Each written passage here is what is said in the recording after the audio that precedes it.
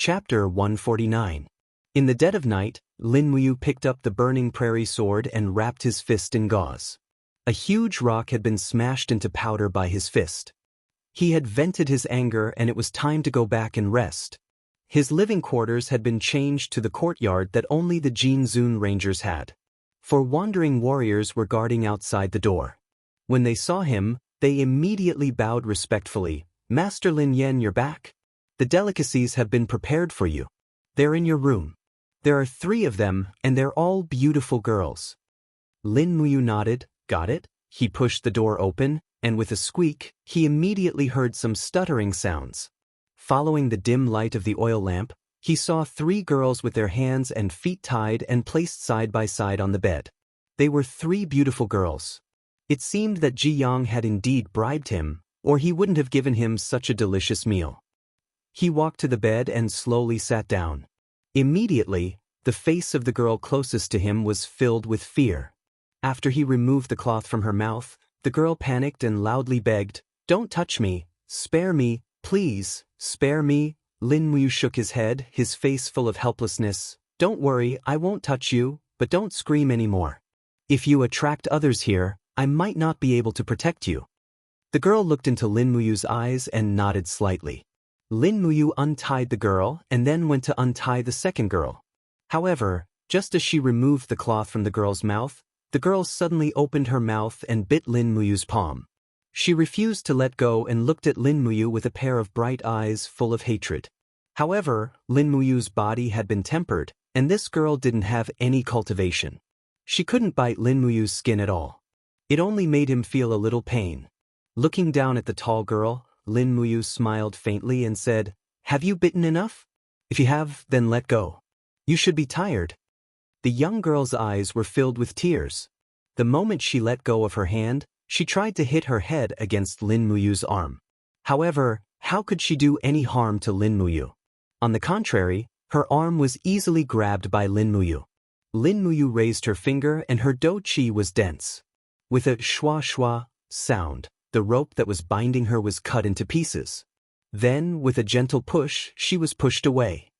"Enough," he said indifferently. "I don't want to hurt you. You don't have to do this." "Sir, please don't blame Xiaoqin. Her parents were killed by the mercenaries in the morning. That's why she's like this. Please don't blame her." Lin Muyu nodded. "Well, don't worry. I won't hurt any of you." As he spoke, he untied the rope of the third girl. Looking at their tired expressions, he asked, "Are you hungry?" The girl called Xiaoqin shook her head stubbornly. The other 2 girls nodded. Lin Muyu couldn't help but smile. These girls must have not eaten or drunk anything since noon. Thinking about it, the people from the Hall of Chivalry were really bastards. They wanted to enjoy these girls, but they didn't even give them the most basic living conditions. They were really inhumane. And they even shouted the slogan, "Treat people with kindness." It was really hypocritical.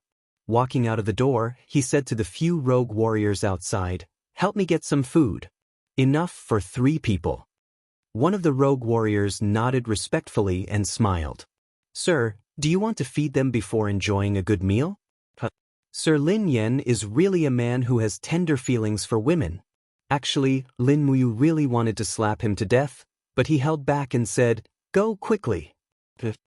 Not long after, the rogue warrior returned with 3 bowls of meat soup and a few steamed buns. Lin Muyu took them and returned to her room. She closed the door and put the food on the table. She waved her hand and said, "Eat. Only when you're full will you have the energy to think about the future." The girl in red asked, "Sir, how do you want to deal with us?" "I won't kill you anyway." Lin Muyu looked at the changing expressions on their faces and smiled. "Of course, I won't touch a single hair of you. You don't have to worry." The girl in red said, "Sir Lin Yan, you don't have to make things difficult for yourself. Actually, the 3 of us know that after being taken into the Hall of Chivalry as maids, we are destined to serve different men. Hongyu doesn't beg you to let us go. I only hope that you can keep us here and let us serve you." Another girl in yellow wiped her tears and said, "I heard that the Hall of Chivalry also robbed Black Rock Village before. Most of the women who were kidnapped died. Those rangers don't even treat women as human beings. On the contrary, Xiao Qin was the calmest. She said with an ashen face, "Since we can't escape death in the end, the process doesn't matter anymore. Lin Yan, do what you want to do to us. I don't care." Lin Yan couldn't help but smile. He raised his eyebrows and said, "Do what to do to you? Xiao Qin, do you think I'm the murderer who killed your parents? Do you think I want to do something to you so badly? Let me tell you, you don't have to talk to me like that. I'm not interested in you. You're not qualified." Xiao Qin was stunned. The pride that the Jinzun Ranger emitted made her deeply feel how small and laughable she was. At this moment, she realized that she might have been wrong. "Sir Lin Yan?" Xiao Qin wanted to change the way she addressed him, but she didn't know where to start. Lin Muyu waved her hand and said, "Don't say anything. Hurry up and eat. We'll talk after you're full. I'll find a chance to send the three of you out, but don't make it too obvious." "Yes." The eyes of the three girls lit up with hope. Soon the three of them were full. Lin Muyu sat on the recliner and took off her light armor. She took a deep breath and said, "The three of you sleep on the bed. I'll sleep here. Remember, don't cry anymore. From now on, the three of you are my people. As long as you don't step out of this room, no one can hurt you. Do you understand?" "Yes, we remember." "Sleep." "Yes." Lying on the recliner, Lin Muyu thought about how to deal with these girls. If he left them in the headquarters, he would end up harming them. The group of hungry mercenaries outside stared at each of the maids. These three girls were considered to be above average, so it was only a matter of time before they were targeted. But if he sent them away, where could he send them? Moreover, how could he send them away? With a sigh, he felt tired and fell into a deep sleep. Not long after, Lin Muyu was already snoring softly. But under the light of the oil lamp, the three girls were still awake. 3 pairs of eyes stared at Lin Muyu. They were sure that this handsome ranger wouldn't do anything to them, but they were extremely nervous. They didn't know what to do, and they didn't know if they should trust the person in front of them. Xiao Qin gently picked up the knife on the table. Her eyes were filled with hatred as she walked barefoot towards Lin Muyu. "Xiao Qin!" Hong Yu called out softly and dodged the knife. She stared at Xiao Qin. "Are you crazy? Sir Lin Yan clearly wants to protect us. What are you trying to do?"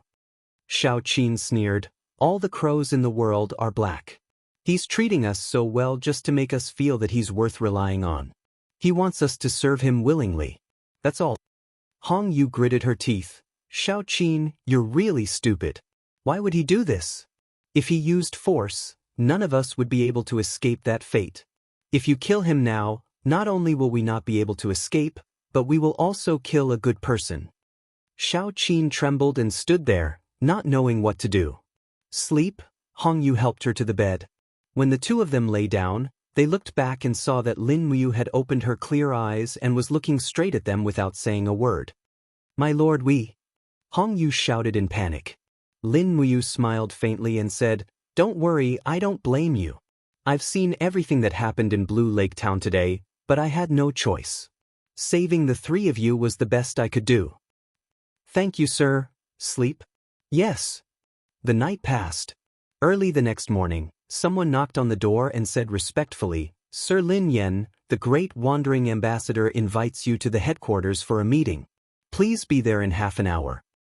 "Okay, got it." Lin Muyu turned over and got up, putting on his armor. Before he left, he ordered a few rogue warriors who were guarding the room to send food to his room on time. After that, he washed up, ate a quick breakfast and went straight to the headquarters. He knew very well that he would not be a Jinzun Ranger for nothing. Jianghu would definitely use him to do things for the Hall of Chivalry. On one hand, he could make use of him, and on the other hand, he could prove his loyalty. After entering the headquarters, he found Li Qianxuan, Luo Yu, and the other 4 Jinzun Rangers were all there. "Sir Lin Yan, please take a seat." Long Yen raised his hands and bowed. There was already a seat for Lin Muyu here. It seemed that he had enough status in the House of Chivalry's imperial capital, but he was not close to the Grand Wandering Chess Envoy, Jianghu. "Okay, since everyone is here, let's discuss the attack on North Mountain today," Jianghu said. Luo Yu cupped his fists and said, Great Wandering Ambassador, the terrain of North Mountain is very steep. It is easy to defend and difficult to attack. The mercenaries guarding the mountain are also elites. It will not be easy to attack. I think we should take it slow. No, we can't wait any longer. Ji Yang's eyes turned cold and said, the Tianjing mercenary group has more than 5,000 people. They are a huge threat to us.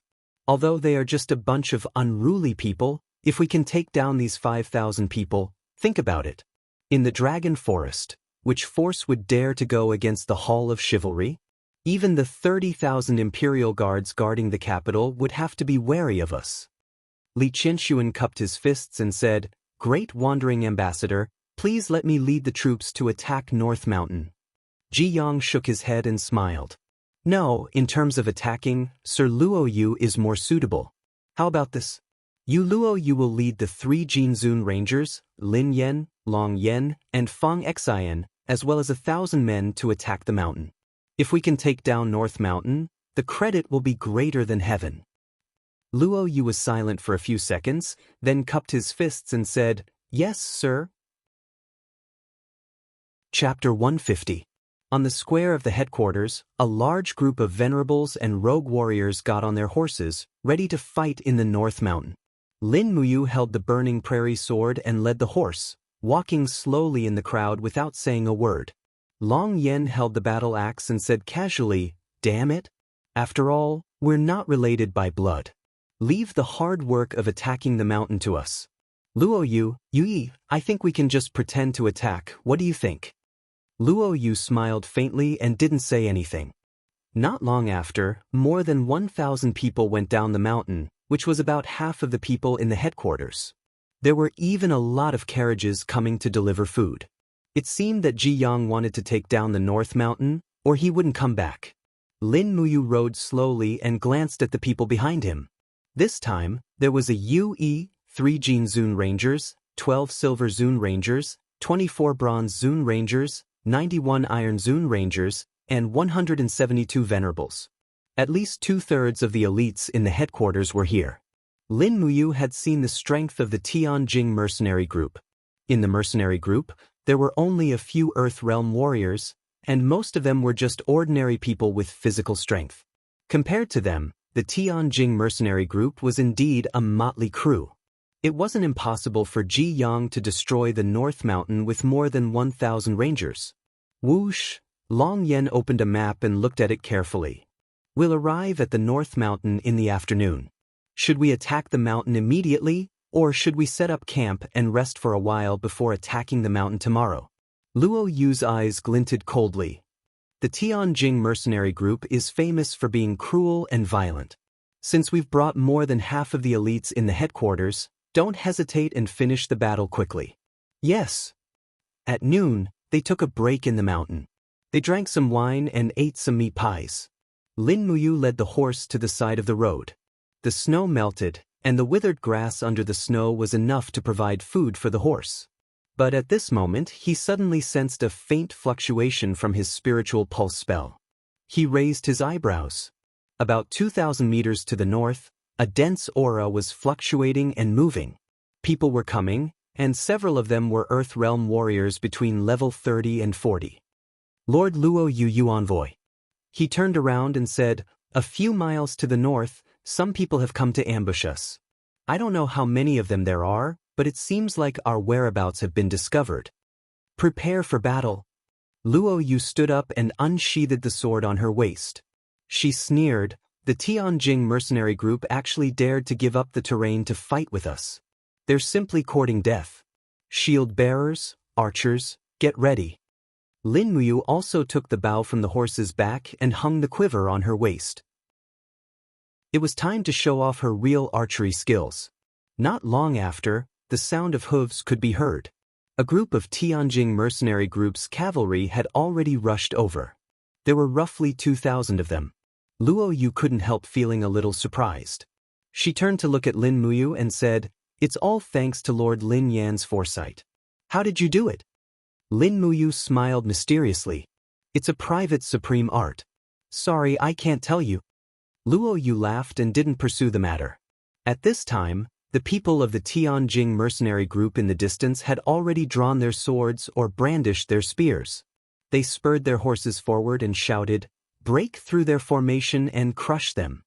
Lin Muyu slowly exerted her strength and pulled the treasured carving bow into a full moon shape. A faint battle energy turned into true dragon primary fire and seeped into the arrow. She aimed at the cavalry at the front. It was a cultivator at the 3rd level of the human realm who was around level 25. With a swoosh, the sharp whistling sound of the arrow broke the silence and turned into a stream of light. Pucci. This arrow was infused with the true dragon primary fire of the heaven realm. Naturally, it wasn't something that a mere human realm cultivator could block. That person let out a miserable groan and fell off his horse.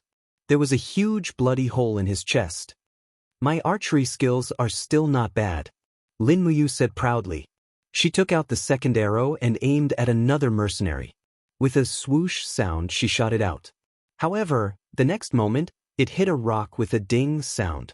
The force was sufficient, but the accuracy was nearly 2 meters off. Long Yan couldn't help but laugh. He turned around to look at Lin Muyu and said, "Lord Lin Yan's archery skills are really not bad." This idiot actually dared to mock her. Lin Muyu grinned and continued to shoot until the 20-plus arrows in her quiver were all shot out. She had killed 7 or 8 people, but the cavalry of the mercenary group had already clashed with the scattered warriors in the front row. Both sides were injured. Clang! The burning prairie sword was unsheathed. She spurred her horse forward, and the true dragon primary fire turned into sword chi. With a swoosh swoosh sound, she slashed randomly in the crowd. No one could stop Lin Muyu's sharp sword. In the blink of an eye, she had killed 7 or 8 people. It seemed that killing people like this was more satisfying. However, she had to pay attention to 2 things at all times. She couldn't expose her battle chi or her martial soul. Thus, she kept a low profile when she killed people. On the other hand, Luo Yu, Long Yan, and Fong Exan, who were fighting in the crowd with their martial souls whistling. It was as if they were slaughtering people. Buzz! A cold light came from behind her. It was an attack from an Earth Realm expert spear. Lin Muyu dodged to the side. Immediately, an iron spear pierced through the air from under her armpit. The spear's light was awe-inspiring. The person holding the spear was a boorish man with a face full of scars. He wore a golden emblem on his chest and was around level 50. It was obvious that he was the leader of these 2,000 mercenaries. Lin Muyu moved her left arm and clamped the spear's shaft tightly. The burning prairie sword burst with the light of the true dragon primary fire. With a crack, the spear's shaft broke. Her left hand grabbed the leader's collar and forcefully pulled him off his horse. However, his body spun in the air and his battle boots kicked at a strange angle toward Lin Muyu's chest. Lin Muyu couldn't help but be stunned. These mercenaries were indeed fierce. She lowered her left arm slightly and blocked the mercenary leader's kick with a bang. Her right hand shone brightly as she activated 20% of her first element profound force. She concentrated it into the sword hilt and smashed it toward the back of the leader's head. Chaos of the first element. Bang! With a muffled groan, this Earth Realm Level 3 expert was knocked unconscious. Lin Muyu let go and threw him on the grass. She ordered, "Tie him up." However, Long Yan did not give way. He stepped forward and chopped down with his axe. Blood splattered everywhere, and the head of the fainted leader was chopped off. Long Yan raised it high and shouted, "Trash of the Tianjing mercenary group, your leader has already been beheaded. Do you still want to die together? Put down your weapons and I, Long Yan, will spare your lives." The mercenaries were dumbfounded. Their faces were filled with despair. The second leader died in battle? Lin Muyu was also stunned. So this guy was the second leader of the Tianjing mercenary group. No wonder he had the strength of level 50. However, his death was too humiliating. He was actually killed by the boorish man, Long Yan, while he was unconscious. Dang dang dang, blades and swords fell on the rubble. About 1,000 plus mercenaries gave up resisting. Facing an opponent that was far stronger than them, there was no point in resisting. "Tie all of them up." Luo Yu raised his eyebrows and said, Lord Silver Supreme Lu Xiang, lead 100 brothers to escort these captives up the mountain. Those who are willing to join the House of Chivalry can stay. Those who are unwilling can be dealt with by the great chess envoy. Yes, Lord Chess Envoy. The battle came quickly and ended quickly. In the blink of an eye, 1,000+ mercenaries were tied up like dumplings. Their faces were filled with anger as they were pushed and shoved in the direction of the House of Chivalry's imperial capital headquarters. Long Yen walked over with his blood-stained battle axe. He looked at Lin Muyu in surprise and said, "Lord Lin Yen, don't you only have the strength of the Earth Realm level 2? But the second leader of the Tianjing mercenary group is at the Earth Realm level 3. He didn't even last 3 moves before you knocked him out." Lin Muyu frowned and said, "Maybe he didn't rest well last night, so he's not in a good state?" Long Yen couldn't help but laugh. "But I heard that the 3 prettiest girls that we kidnapped from Blue Lake Town were sent to your room. Logically, the one who didn't rest well should be you, Lord Lin Yen." Lin Muyu smiled awkwardly and touched her nose. "I'm a more restrained person, unlike you." Long Yen held his battle axe and laughed until his whole body trembled. "Lord Lin Yen is also an interesting person." Luo Yu said, "Let's go. Let's continue. Take advantage of this momentum and attack the mountain." In the afternoon, they arrived at the North Mountain. From afar, it was lush green, but it was indeed a place that was easy to defend and hard to attack. The north of the North Mountain was a steep cliff, and the east and west were also steep cliffs. Only the south was a mountain path, but there was a very steep part of the mountain halfway up. A simple stone fortress was built on top of it, heavily garrisoned. The 45-degree slope made it impossible for the cavalry to charge and attack. "All Silver Elder Rangers, get ready. You will lead 200 people and attack the mountain in an hour," Luo Yu ordered loudly. Lin Muyu frowned and said, "That's practically sending them to their deaths." Luo Yu smiled slightly. "Don't worry, 3 Jinzun Rangers will move with me. We will climb up from the east and attack from the flank. Once we open the stone door, the Tianjing mercenary group's lair will be broken." Lin Muyu's expression turned cold. This Luo Yu looked gentle and quiet, but her mind was very meticulous. She might not be a god of troops, but she knew how to use the opponent's weakness to attack. She was a talented general. At this time, the Silver Elder Rangers were already charging up with their shields in hand. Many of them activated their chi armors to block the damage. On the fortress, arrows rained down, landing on the shields and chi armors. The advantage of being a high-level practitioner was fully demonstrated at this time. They were actually unafraid of the arrows. "Use the rolling stones." A roar came from the fortress. In the next moment, a huge stone rolled down. Several Silver Elder Rangers hurriedly raised their weapons and cut the stone into pieces. However, one of the Silver Elder Rangers was not strong enough. He did not manage to cut the stone into pieces. Instead, he was knocked to the ground by the stone. In the blink of an eye, he was smashed into a pile of meat paste. That was none other than Wang Tianfu. Lin Muyu sighed. Wang Tianfu stole her 1,100 years silver fox in exchange for the position of a Silver Elder Ranger. Unfortunately, his strength did not match. In the end, he still died. "Let's go. It's our turn." Luo Yu patted Lin Muyu's shoulder. Several Jinzun Rangers immediately dismounted and carried their weapons towards the east. Chapter 151. The cliffs on the east side of the North Mountain were filled with pine trees. These pine trees were covered with sharp thorns that ordinary people would not be able to grasp with their bare hands. This also made the cliffs unclimbable, so the Tianjing mercenary group naturally would not send troops to guard this area. Swoosh, swoosh. Lin Muyu opened her palm and her 5 fingers were enshrouded with a faint aura, directly smoothing out the sharp thorns on the pine trees. With a "so" sound, she leapt several meters up the mountain wall. She raised her hand and stabbed the prairie-burning sword into the rocks, borrowing the force to leap several meters up. She opened her hand and grabbed onto the roots of another pine tree, quickly smoothing out the thorns with her aura. In an instant, the faint scent of pine tree sap filled the air. He lowered his head and looked down. The cliffs were about 200 meters in total. Luo Yu, Long Yan, and Fang Exin followed at a slightly slower speed. Among them, Fang Exin, who had the lowest cultivation, was the slowest. He was only at the second level of the Earth realm at level 41, but as a Jianghu ranger, he had no choice but to carry out this mission. He wore steel gloves, but the pine needles still pierced him until he was dripping with blood. After waiting for a while, Lin Muyu leapt up once again. Her entire body was as agile as an old ape, and after a few leaps, she had already reached the mountainside. After waiting for another 5 minutes, Luo Yu, Long Yan, and Fang Exin finally reached the top of the mountain. The four of them hid in the underbrush. From afar, they could see that there were at least 500 Tianjing mercenary group soldiers moving about on the stone fort. Luo Yu muttered to herself and said, "Lin Yan, Long Yan, the two of you charge up the fort and attract their attention.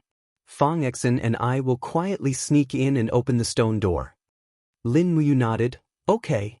With a dang sound, she pulled out the prairie fire sword and rushed forward with Long Yan. Lin Muyu silently used the falling star steps and ran as if she was flying. Long Yan could not keep up and hurriedly said, "Sir Lin Yan, slow down." Lin Muyu didn't slow down. Instead, she sped up and leaped onto the walls of the stone fortress. She swung her sword at a few mercenaries who were moving boulders, killing them all amid screams. Her actions quickly attracted the attention of many people. One of the mercenary leaders, who was a centurion, shouted, "There's a ranger sneaking up the mountain. Damn it, kill him." A large group of people rushed over, but Lin Muyu secretly laughed. These mercenaries were too weak. She quickly turned around, and the life star constellation circled around her left fist. The blood-colored cyclone rotated crazily, and she suddenly punched downwards. Bang! Cracks actually appeared on the thick tongue-shaped ground. The power of the one bright life star constellation surged out with a shockwave, causing a group of mercenaries to fall back. At this time, two figures quickly rushed into the city. It was Luo Yu and Fang Exin. "I'll go and open the door. You block it." Luo Yu went straight for the stone door. Fang Exin quickly turned around and swung his sword, killing 5 people in a row. However, the mercenaries in the city also raised their bows and arrows fell like rain. At first, Fang Exin could still rely on his sword to block, but the arrows were too concentrated. Poo pew pew, sounds rang out as the arrows continuously pierced through his chest armor, arms, and legs. In the blink of an eye, his entire body was dyed red with blood. With a muffled groan, Fang Exin knelt on the ground. A group of mercenaries surrounded him, and spears continuously pierced through his body. Blood and flesh splattered everywhere. Within a few seconds, Fang Exin, the Jianghu ranger, was minced into minced meat. Even his limbs and face were no longer recognizable. All that was left was a pile of minced meat and broken armor. Lin Muyu couldn't bear to see this. With a wave of the sword in her hand, another wave of sword chi forced a group of mercenaries to retreat. Whoosh whoosh. Below, the archers started shooting randomly at Fang Exin. However, Lin Muyu wasn't Fang Exin. With a low shout, the gourd wall condensed around her body, and the black tortoise shell plus dragon scale wall blocked all the arrows. Long Yan, who was watching from afar, was dumbfounded. He was the first person in the House of Chivalry to see Lin Muyu's green gourd martial spirit. Moreover, Long Yan had seen a 10th grade green gourd martial spirit before. It was the kind of weak martial spirit that could be defeated in one hit. The gourd condensed by Lin Muyu was practically indestructible. Boom! The stone door suddenly collapsed. Luo Yu had succeeded. Kill your way in.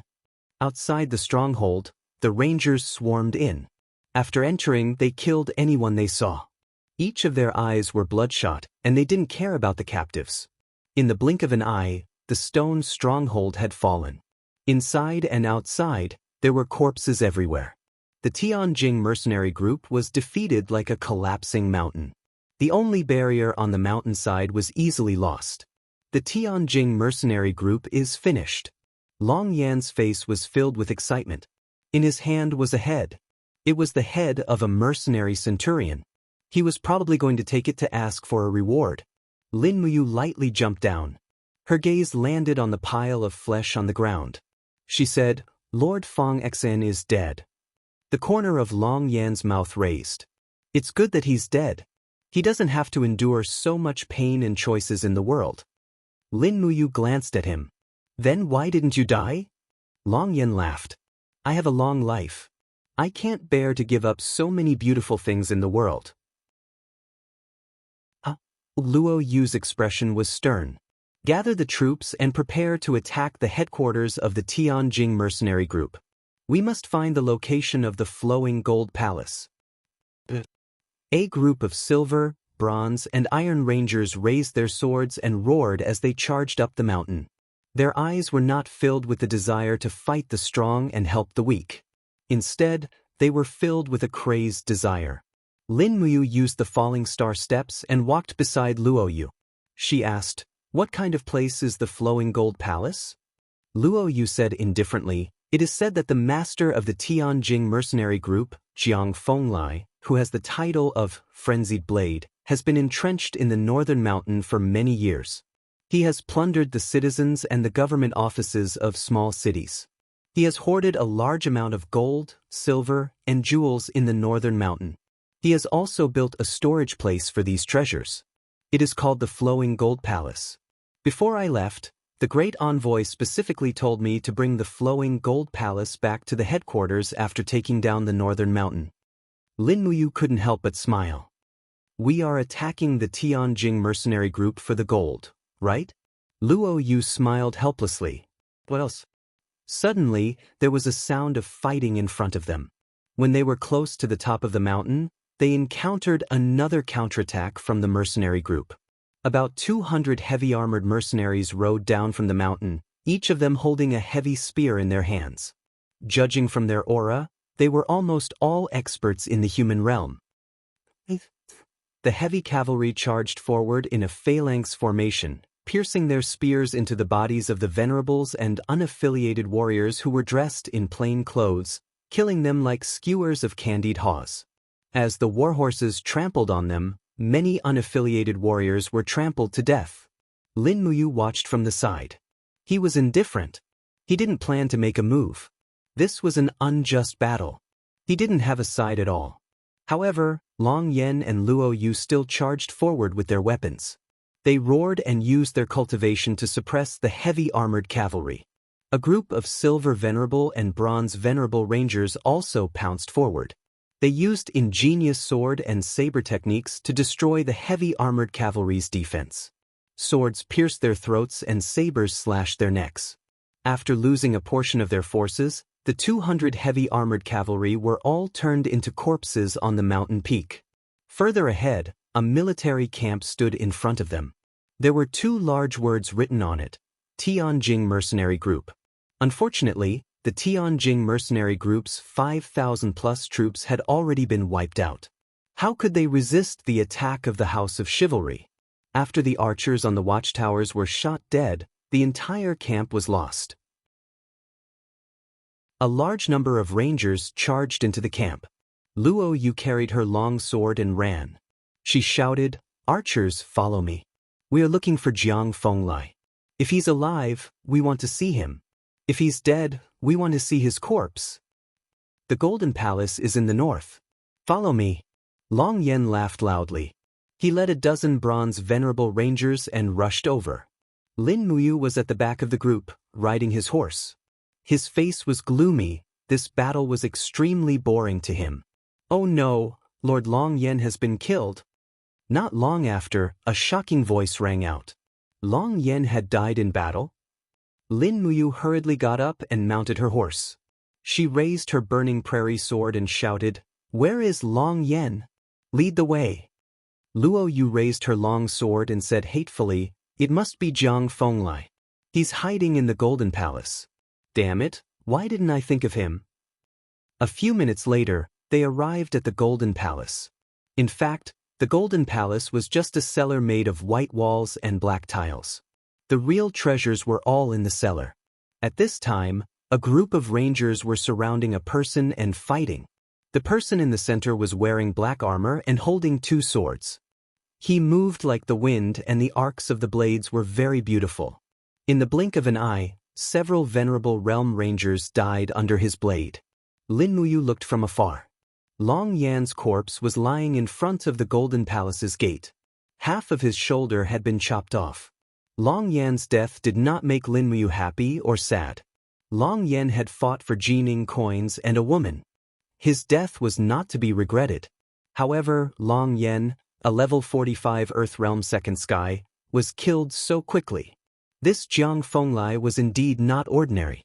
Come on, I'm going to kill all of you. Jiang Fenglai spun his sword and cut off the head of a bronze venerable ranger. His face was full of rage as he laughed loudly. You despicable rangers, I will kill you all.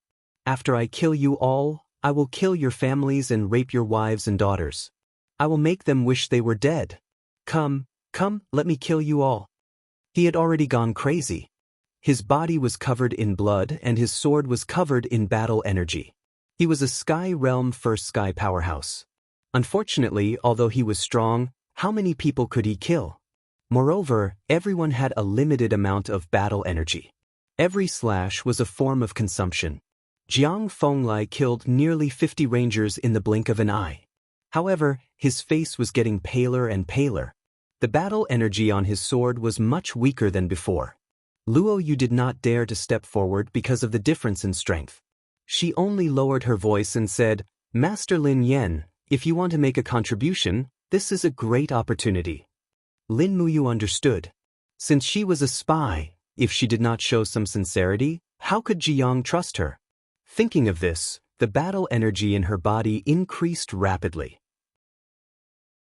She leaped from the horse and punched with her left fist. Celestial bodies of all living beings circled around her fist. Ha! Jiang Fenglai suddenly turned around and saw a handsome ranger's fist coming at him. He did not have time to dodge and hurriedly used the two swords in front of his chest to block. Pang! 3 luminaries calamity. The two swords quickly collapsed, but the fist still landed firmly on Jiang Fenglai's chest. Accompanied by the sound of bones breaking, Lin Muyu's right hand rushed forward like lightning. The burning prairie sword pierced through Jiang Fenglai's heart. He was just a trophy. The greatest mercy to him was to grant him a clean death. Chapter 152. Jiang Fenglai tightly held onto the blade of the burning prairie sword. Blood flowed down from his chest along the blade, but it quickly evaporated on the burning prairie sword. He raised his head and looked at Lin Muyu unwillingly. With a trembling voice, he said, What kind of power is this, to be able to break my wind blade so easily? Lin Muyu didn't say anything. She flipped the blade lightly, and Jiang Fenglai immediately lost consciousness and fell to the ground. Bang! Jiang Fenglai's body fell to the ground, stirring up a cloud of dust. His death meant that the Tianjing mercenary group had disappeared from the world. Jiang Fenglai is dead. Why don't you surrender now? Luo Yu rode her horse and galloped across the square, shouting loudly.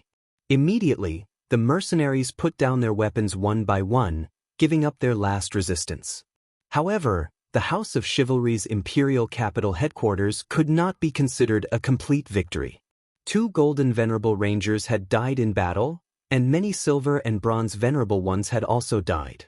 Creak! The gold-plated cellar door opened. Luo Yu held onto the door and looked at the group behind him. He smiled. Master Lin Yan, aren't you coming with me to see the treasures that Jiang Fenglai collected in his lifetime? Sure. Lin Muyu followed Luo Yu into the cellar. A lone warrior walked in front with a torch. The cellar was very deep, and there was a moldy smell. However, when the lone warrior opened the second door with the key found on Jiang Fenglai's body, he saw a bright golden light. The cellar of the Golden Palace wasn't big. It was about 50 square meters, but it was filled with gold coins. Under the light of the torch, the gold coins shone with an alluring luster. Luo Yu was slightly taken aback. He walked forward and fished through the boxes filled with gold coins. Then gold coins fell out one by one. He muttered, Each box has at least 1,000 gold hub coins. This Jiang Fenglai has been working hard for so many years. There are at least 100 boxes of gold hub coins here. Lin Muyu snickered. Actually, 100 boxes of Jianghu coins were only 100,000 Jianghu coins, and she had 380,000 Jianghu coins in her Cosmos sack. When it came to wealth, she was still the wealthier one. Sir Game Envoy, look over here. The loose knight was holding a gold-plated iron box. The lid of the box had already been opened, and inside the box was a pile of diamond coins, sparkling and resplendent. It's actually diamond coins. Luo Yu's heart skipped a beat. Lin Muyu frowned and said, there are at least 200 diamond coins. It seems that Jiang Fenglai has indeed plundered a lot of good things. Luo Yu nodded and ordered, seal these diamond coins and prepare to hand them over to the main altar. The corners of Lin Muyu's mouth curled up, revealing a sinister smile. Luo Yu, are you really planning to hand over these diamond coins to the headquarters? I'm afraid this will only make Jiang more aggressive, won't it? Luo Yu was stunned. Lin Yan, what do you mean? We'll stay. Lin Muyu looked at the unaffiliated warrior. She had already made up her mind to kill him. She definitely couldn't let him leak out the situation here. Luo Yu waved her hand and said, don't worry, he's my confidant. There won't be any problems. Sir Lin Yan, are we really going to keep these diamond coins for ourselves? Lin Muyu's gaze was resolute. If we give this money to Jiang, it will only make him more aggressive in his recruitment. The Hall of Chivalry will become stronger and stronger, and it will be a nightmare for the common people. I think you've seen how the Hall of Chivalry treats the common people. Luo Yu clenched her teeth and said, all right, then let's split these diamond coins in half. You and I will each take half. How about that? All right.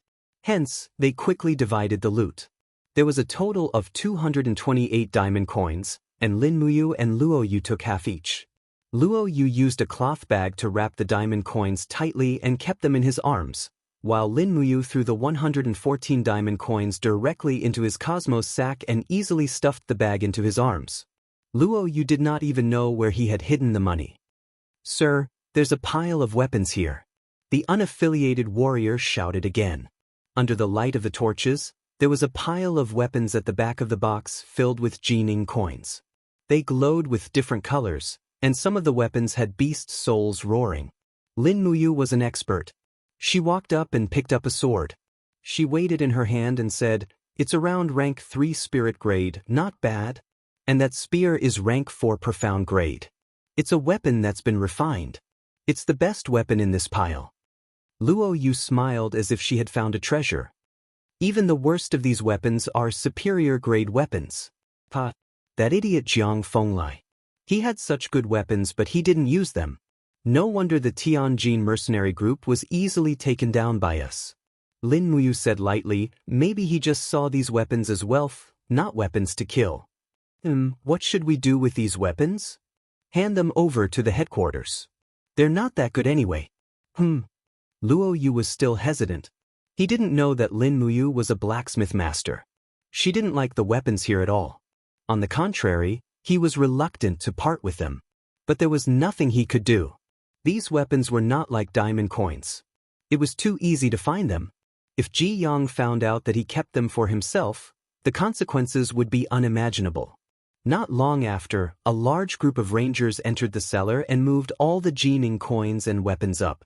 Lin Muyu and Luo Yu returned to the surface and watched quietly. Although many people had died, the people of the House of Chivalry still seemed to be overjoyed. It was as if the deaths of those who fought with them didn't matter at all. After dusk, 200 people were left to guard the North Mountain. The other 1,000 people escorted the captives and the spoils of war back to the headquarters. Torches flickered in the night sky. Even Jiang Fenglia's body was put on the carriage and dragged back. The leader of the Tianjin mercenary group had become a kind of spoils of war. He had dominated for a lifetime, but he ended up like this. Dang, dang, dang. The sound of gongs and drums could be heard from the top of the mountain of the House of Chivalry's headquarters. Many people had already arrived at the foot of the mountain. When they saw the carts of Jianghu coins, almost everyone's eyes lit up. The carriages went up the mountain. The empty space outside the headquarters was filled with people. Suddenly, the crowd moved and made a path. Ji Yang and Li Qianxuan walked over. Ji Yang laughed and said, Luo Yu, Ambassador Yu Yi, Lin Yan, and Jin Zun really didn't let us down. It seems that you've brought back Jiang Fenglia's head, right? Luo Yu cupped his fists and said, it was Lord Lin Yan who defeated Jiang Fenglai, but Lord Long Yan Jin Zun was killed by Jiang Fenglai. Lord Fang Exen, Jin Zun, also died in the chaotic battle. Other than that, we also lost 3 silver venerables, 11 bronze venerables, 34 iron venerables, 55 venerables, and more than 300 lone warriors. This battle was a heavy loss. Long Yan and Fang Exen both died in battle? Ji Yang showed a trace of displeasure. After a few seconds of silence, he said, the mercenaries on the North Mountain plundered everywhere and committed all kinds of crimes. We eliminated the Tianjin mercenary group for the sake of the people. Long Yan and Fang Exan, the 2 Jin Zun's deaths were not in vain.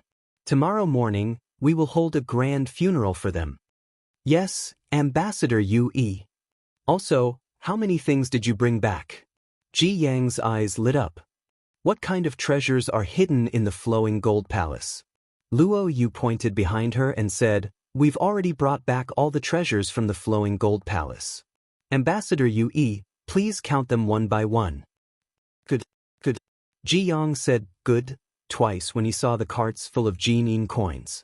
When he saw the carts full of fine weapons, he laughed and said, our house of chivalry was just worrying about not having fine weapons for the silver and bronze venerables. Now we have them. Li Qianxuan cupped her fists and laughed. Congratulations, Ambassador Yu. With Jiang Fenglia's death, your greatest worry has been removed. From now on, no one around the Dragon Forest will dare to make the House of Chivalry an enemy. Ji Yang was overjoyed. He looked at Lin Muyu and said, Brother Lin Yan, you've helped the House of Chivalry eliminate Jiang Fenglai. This is a great merit. I will send a letter to the Lingnan headquarters to discuss your promotion to Ambassador Yu. Also, Brother Lin Yan's expenses will be raised to the level of Ambassador Yu. Luo Yu, Li Qianxuan, and the others cupped their fists and congratulated him. Lin Muyu smiled and responded to them one by one. After that, a group of rogue warriors set up a bonfire and slaughtered a dozen sheep to roast. Ji Yang ordered the carts of Jin coins to be pushed into the headquarter hall. As Ambassador Yu Yi, Luo Yu, and Lin Muyu were naturally called in as well. The commotion outside did not affect the peace inside the headquarter hall. Ji Yang held onto the armrest of his chair, his eyes gleaming. I heard that recently, the Capital Chamber of Commerce has been selling quite a few decent weapons. Moreover, Lord Lin Yan was recommended by Miss Jean Xiaotang to the House of Chivalry. Looks like it's time for us to buy another batch of weapons and warhorses from the Capital Chamber of Commerce. Luo Yu mumbled, Ambassador Yu Yi wants to expand the army? Ji Yang nodded. That's right. Although the House of Chivalry is located in the dragon-seeking forest, far away from the Emperor and no one can control us, I've heard rumors that the Imperial Guard Commander Feng Jixing has been eyeing the House of Chivalry for a long time. Once he leads 10,000 Imperial Guards to attack us, I'm afraid the House of Chivalry will disappear from the Imperial capital. As he spoke, Ji Yang slammed his fist on the table. We need to replenish our rations, warhorses, and weapons as soon as possible. Otherwise, we won't be able to fight against the Imperial Guards. Lin Muyu was stunned when she heard that. It was true. The House of Chivalry was indeed planning to become the Empire's enemy. However, with just this amount of military strength, it seemed to be far from enough. Feng Jixing's Imperial army could easily flatten this mountain with just 10,000 men. She did not think too much about it and returned to her room after the meeting. However, just as Lin Muyu returned to the courtyard, she heard the screams and curses of young girls coming from inside. The strong smell of alcohol filled her nose. No, something had happened.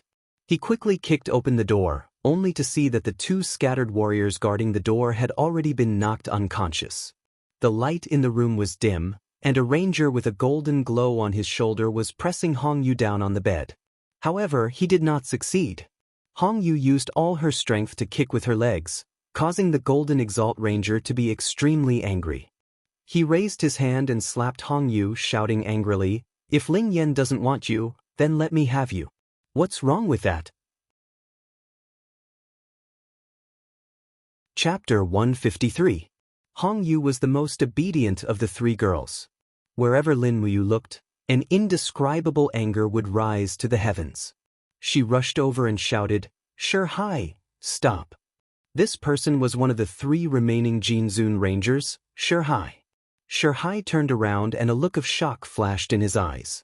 However, he quickly smiled and said, "Oh, Master Lin Yan is back?"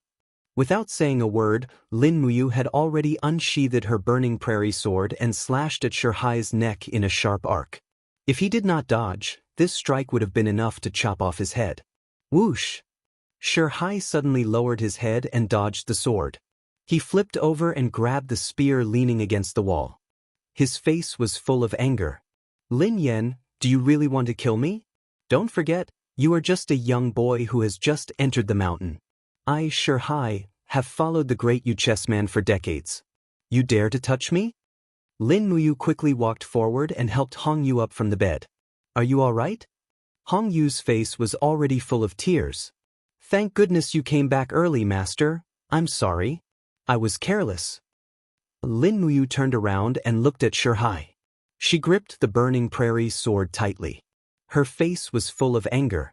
Waves of milky white fighting energy flowed from her arm into the burning prairie sword. Shihai was scared out of his wits. He quickly sobered up from his drunken stupor. He felt his back drenched in cold sweat. Heaven state. "Master Lin Yan, we can talk this out. These girls are just maids. They are worthless. Why do you have to ruin our friendship for these lowly girls?" Lin Muyu's gaze was unusually cold. She smiled faintly. "Who is your brother? The three of them are my people. You dare to touch my people. If I don't kill you, how can I call myself a man? Don't you dare." Shihai raised his long spear and imbued his chi into it. Instantly, multiple wind blades flew towards him. The burning prairie sword touched the spear lightly, and it was instantly sent flying. The difference in their abilities was too great. Shihai was only at the second tier of Earth Realm at level 47, but Lin Muyu was already at Heaven Realm at level 60. Pooh! The burning prairie sword took advantage of the situation and thrust forward, directly piercing through Shihai's heart. His eyes were wide, his face pale. Lin Muyu slowly drew back her blood-covered sword and punched out with her left fist. With a bang, Shihai flew out like a cannonball, smashing through the outer wall and landing beside the bonfire where the lamb was being roasted. Lord Shihai Jinzun? The scattered warriors were dumbfounded. They saw a huge bloody hole in Shihai's chest. His eyes were blank and he was already dead. For a moment, the scattered warriors were scared out of their wits. One of them screamed, "Murder! Murder!" Shihai Jinzun has been killed. The crowd quickly squeezed over and raised their torches. Soon, Lin Muyu's house was completely surrounded. Today was indeed a big day for the House of Chivalry. In one day, 3 Jinzun had died. Lin Muyu held the burning prairie sword and sat on the broken wall. She looked coldly at the group of Iron Zun, Bronze Zun, Venerable Zun, and scattered warriors who wanted to denounce her but did not dare to speak. What happened? Jianghu came. His steps were light, and his hands were behind his back. He looked at Shihai's corpse on the ground with a pale face and said, "Who killed Shihai?" "It was me, the great travel ambassador." Lin Muyu's voice was calm. "You?" Jianghu frowned. "Why did Lord Lin Yan kill Shihai?" "He touched my woman." Lin Muyu pointed at the room behind him. "You?" Jianghu clenched his teeth and looked at Shihai's body. After a few seconds, he suddenly smiled and said, "Brother Lin Yan is angry for a woman. You are indeed a hot-blooded young man. Well, Shihai did not follow the rules and touched my brother's woman. He deserved to die. Someone, throw Shihai's body to the back of the mountain to feed the wolves." As he spoke, Jianghu looked at Lin Muyu deeply and said, "Brother Lin Yan, if something like this happens again, you can tell me directly. Don't kill people so easily. Heroes don't kill heroes. This is our rule." "Yes, great travel ambassador." Lin Muyu cupped his hands and bowed respectfully. But in his heart, he was laughing wildly. Heroes don't kill heroes? For a little money and women, how many people kill each other? When Jianghu left with his men, Lin Muyu finally let out a sigh of relief. She slowly loosened her grip on the burning prairie sword. If Jianghu really wanted to make trouble, then she would have to fight to the death. Are you all right, Lord? Hong Yu had already put on her clothes. Her face was full of tears as she said, "It's all Hong Yu's fault. I dragged you into this. Otherwise, you wouldn't have killed that Jin Zun for me." Lin Muyu couldn't help but smile. "It's not your fault.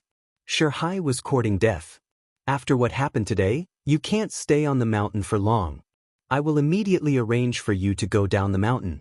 Wait for me in the room and don't go out. Do you understand?" "Yes." Hong Yu nodded repeatedly. Even Xiao Qin and the other girl had tears on their faces. They were probably frightened by the scene in front of them. Actually, after entering the headquarters of the House of Chivalry, they had already mentally prepared themselves for their chastity to be stolen. But they didn't think that Lin Muyu would actually kill the famous Jin Zun for them. The bonfires seemed to roast the entire sky red. Although Jin Zun and Shihai were dead, it didn't affect the House of Chivalry's celebratory banquet. Lin Muyu put on a black cloak and quietly went to Luo Yu's residence. She knocked on the door, and immediately Luo Yu's voice sounded from inside. "Who is it?" "I'm Lin Yan." "Oh, I'll be right there. Please wait a moment, my lord." Not long after, Luo Yu, who was wearing a long robe, opened the door. He didn't say much and directly invited Lin Muyu into the room. He didn't have any maids and was alone. Luo Yu took a wine pot and poured wine for Lin Muyu. He smiled and said, "Lord Lin Yan killed Shihai for a few maids." "Sigh, how satisfying. It's just that I, Luo Yu, can't cheer for you in front of everyone. Shihai was a pervert and had defiled many virgins. His death today is retribution." Lin Muyu laughed bitterly. "Don't cheer. I'm here to ask for help. I want to ask you how I can safely send the 3 girls in my room down the mountain. Where is the safest place to send them?" Luo Yu was startled. "Lord Lin Yan really wants to send these girls away? Could it be?" Luo Yu was a little surprised. He stared at Lin Muyu and said, "Could it be that Lord doesn't like women?" Lin Muyu was startled and couldn't help but laugh. "Luo Yu, what are you saying? How can there be a man who doesn't like women? It's just that I already have someone in my heart, and that someone is 1,000 times better than these 3 girls. So I won't touch them." "So that's how it is." Luo Yu laughed lightly. "It seems that Lord Lin Yan is also a passionate person. However, the matter of sending them down the mountain is a little tricky. First, we can't let the guards at the foot of the mountain see it. After all, the headquarters has its own rules. In order to protect the headquarters' secrets, the maids who go up the mountain must die of old age. There is absolutely no possibility of them going down the mountain. So when the carriages go down the mountain, they are strictly searched." "So it's like that?" Lin Muyu furrowed her brows and said, "Then can we get them to dress up as vagrant warriors and go down the mountain in their clothes?" "That's possible." Luo Yu looked out the window and said, "Tonight there is no moon, and there are very few stars. The light is dim, so we should be able to fool them. Lord Lin Yan, do you need me to accompany you to escort them down the mountain?" "There's no need for that. Too many people will only attract attention. Just help me prepare 3 horses and 3 loose hero clothes." "That's easy. But I don't know where Lord wants to send them. I don't have an idea yet. How about this?" Luo Yu muttered, "According to what I know, there is a washing house in the imperial capital. It is a place that specially washes the clothes of the rich and powerful. That place recruits female workers all year round. If these 3 girls have no relatives or friends, you can send them there." In the dark of the night, Lin Muyu led the horses back to her room and called out Hong Yu and the other 2 girls. At this time, the 3 girls had already changed into the clothes of the scattered heroes. The white badges of the scattered heroes shone faintly in the night sky. Luckily, the 3 of them knew how to ride horses, so they followed Lin Muyu down the mountain and arrived at the mountain gate. At this time, 12 honorable level rangers who were responsible for guarding the mountain were drinking and bragging. One of them walked over and recognized Lin Muyu and immediately said respectfully, "So it's Lord Lin Yan. I heard that Lord will soon be promoted to a game envoy. This subordinate congratulates Lord in advance." "You're welcome," Lin Muyu said lightly. "May I know why Lord is coming down the mountain so late at night? I want to take advantage of the night to hunt some spiritual beasts that only appear at night.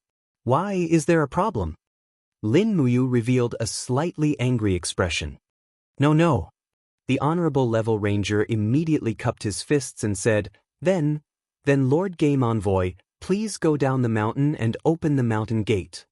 The thorny door slowly opened, and Lin Muyu spurred her horse out. Behind her, Hong Yu, Xiao Qin, and the other two girls followed closely.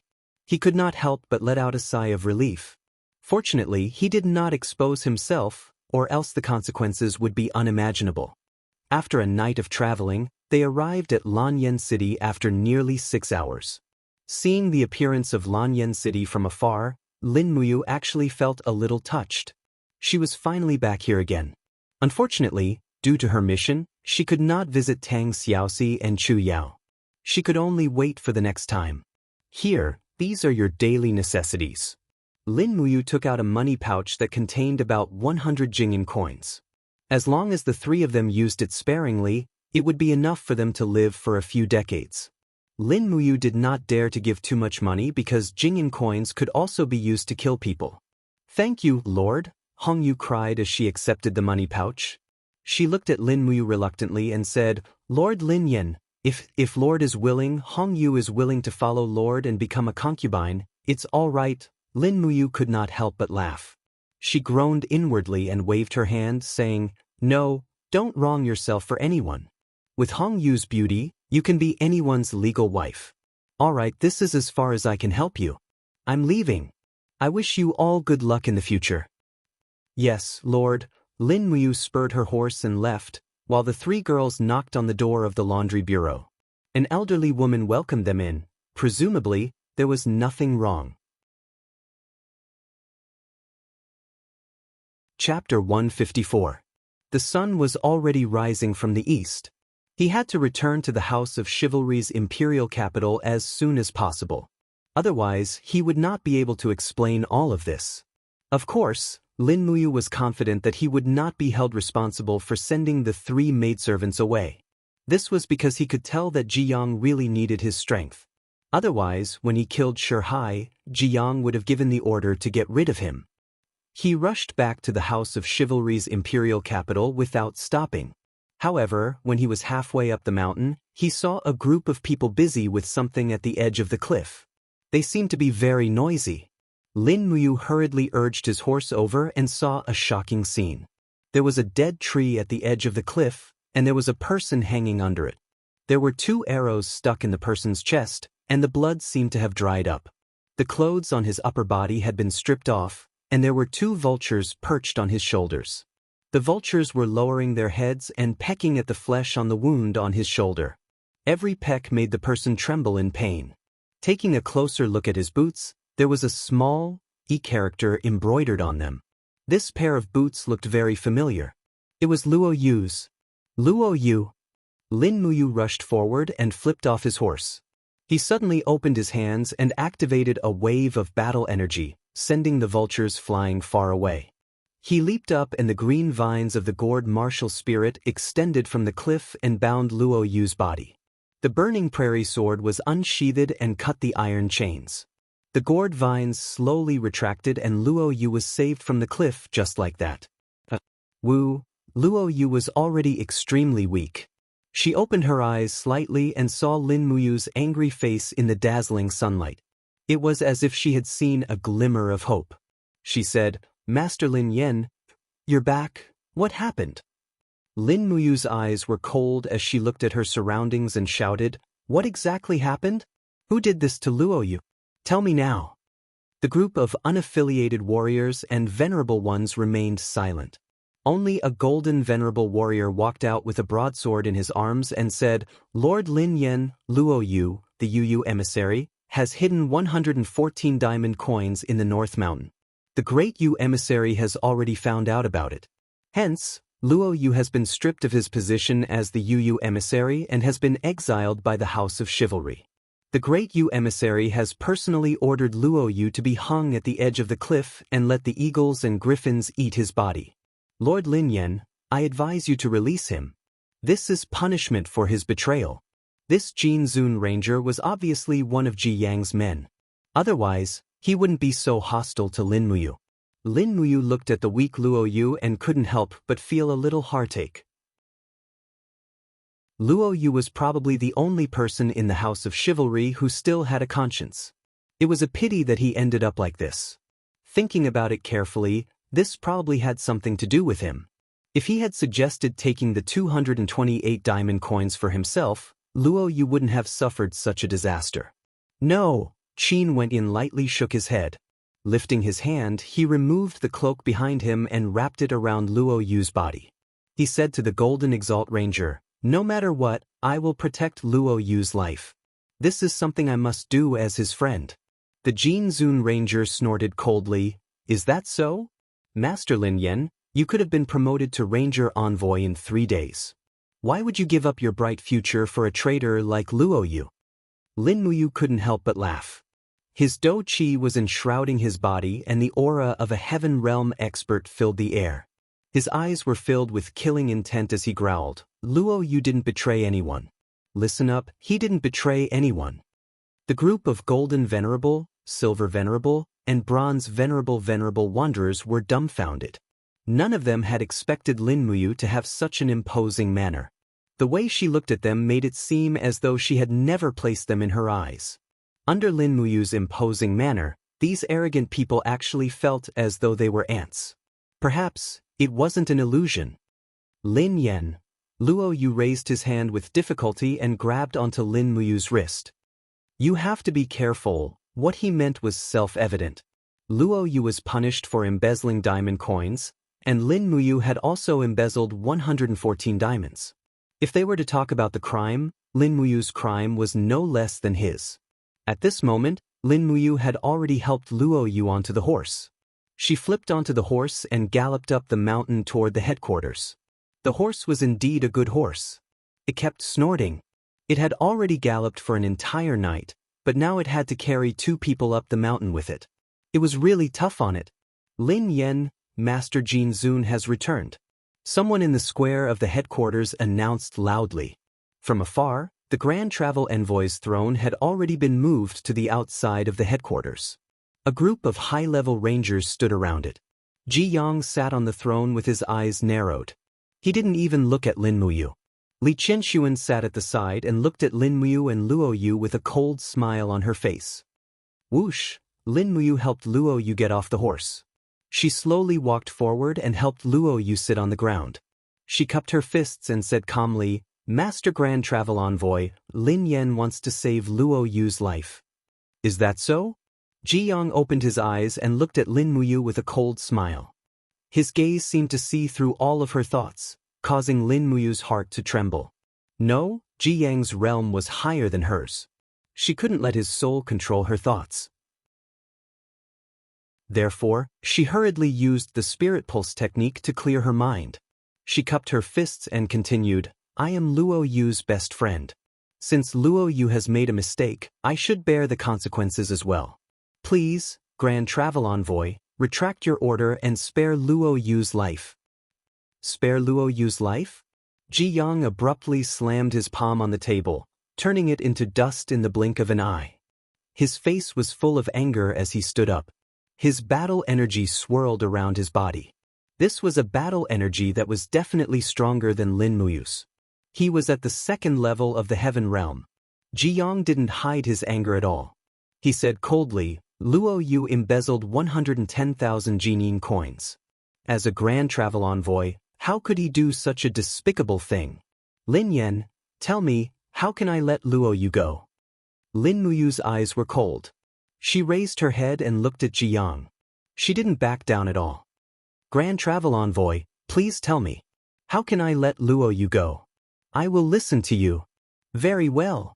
Ji Yang smiled faintly. I'll spare Luo Yu's life, but your life, Lin Yan's, is mine. How about it? All right. Lin Muyu clenched her fists, which were trembling slightly. Very well. Jianghu laughed heartily. I hereby announce that Lord Lin Yen is officially promoted to Grand Travel Envoy, becoming one of the 2 envoys of the main altar. The altar will open in the afternoon, and we will swear an oath of blood. Swear an oath of blood.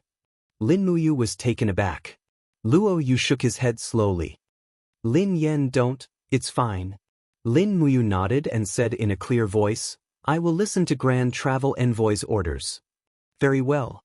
Lin Muyu helped Luo Yu to sit at the side.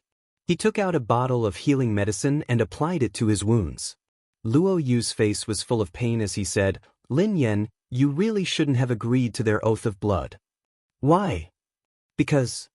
There was a hint of pain on Luo Yu's face as she said, there are many heroes in Lingnan. Jianghu was originally from Lingnan, and there's a sect in Lingnan called the Witchcraft Sect. The people there are experts in witchcraft, and Li Qianshuan is one of them. His blood has been implanted with a spell.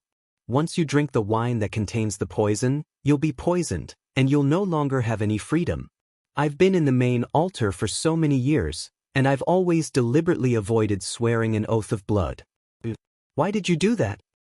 Witchcraft, Lin Muyu pondered for a moment, then said with a smile, Don't worry, I'll be fine. As she said that, Lin Muyu checked the medicine in the Qiankuan bag and heaved a sigh of relief after a few seconds. Fortunately, there were still 2 bottles of concentration powder.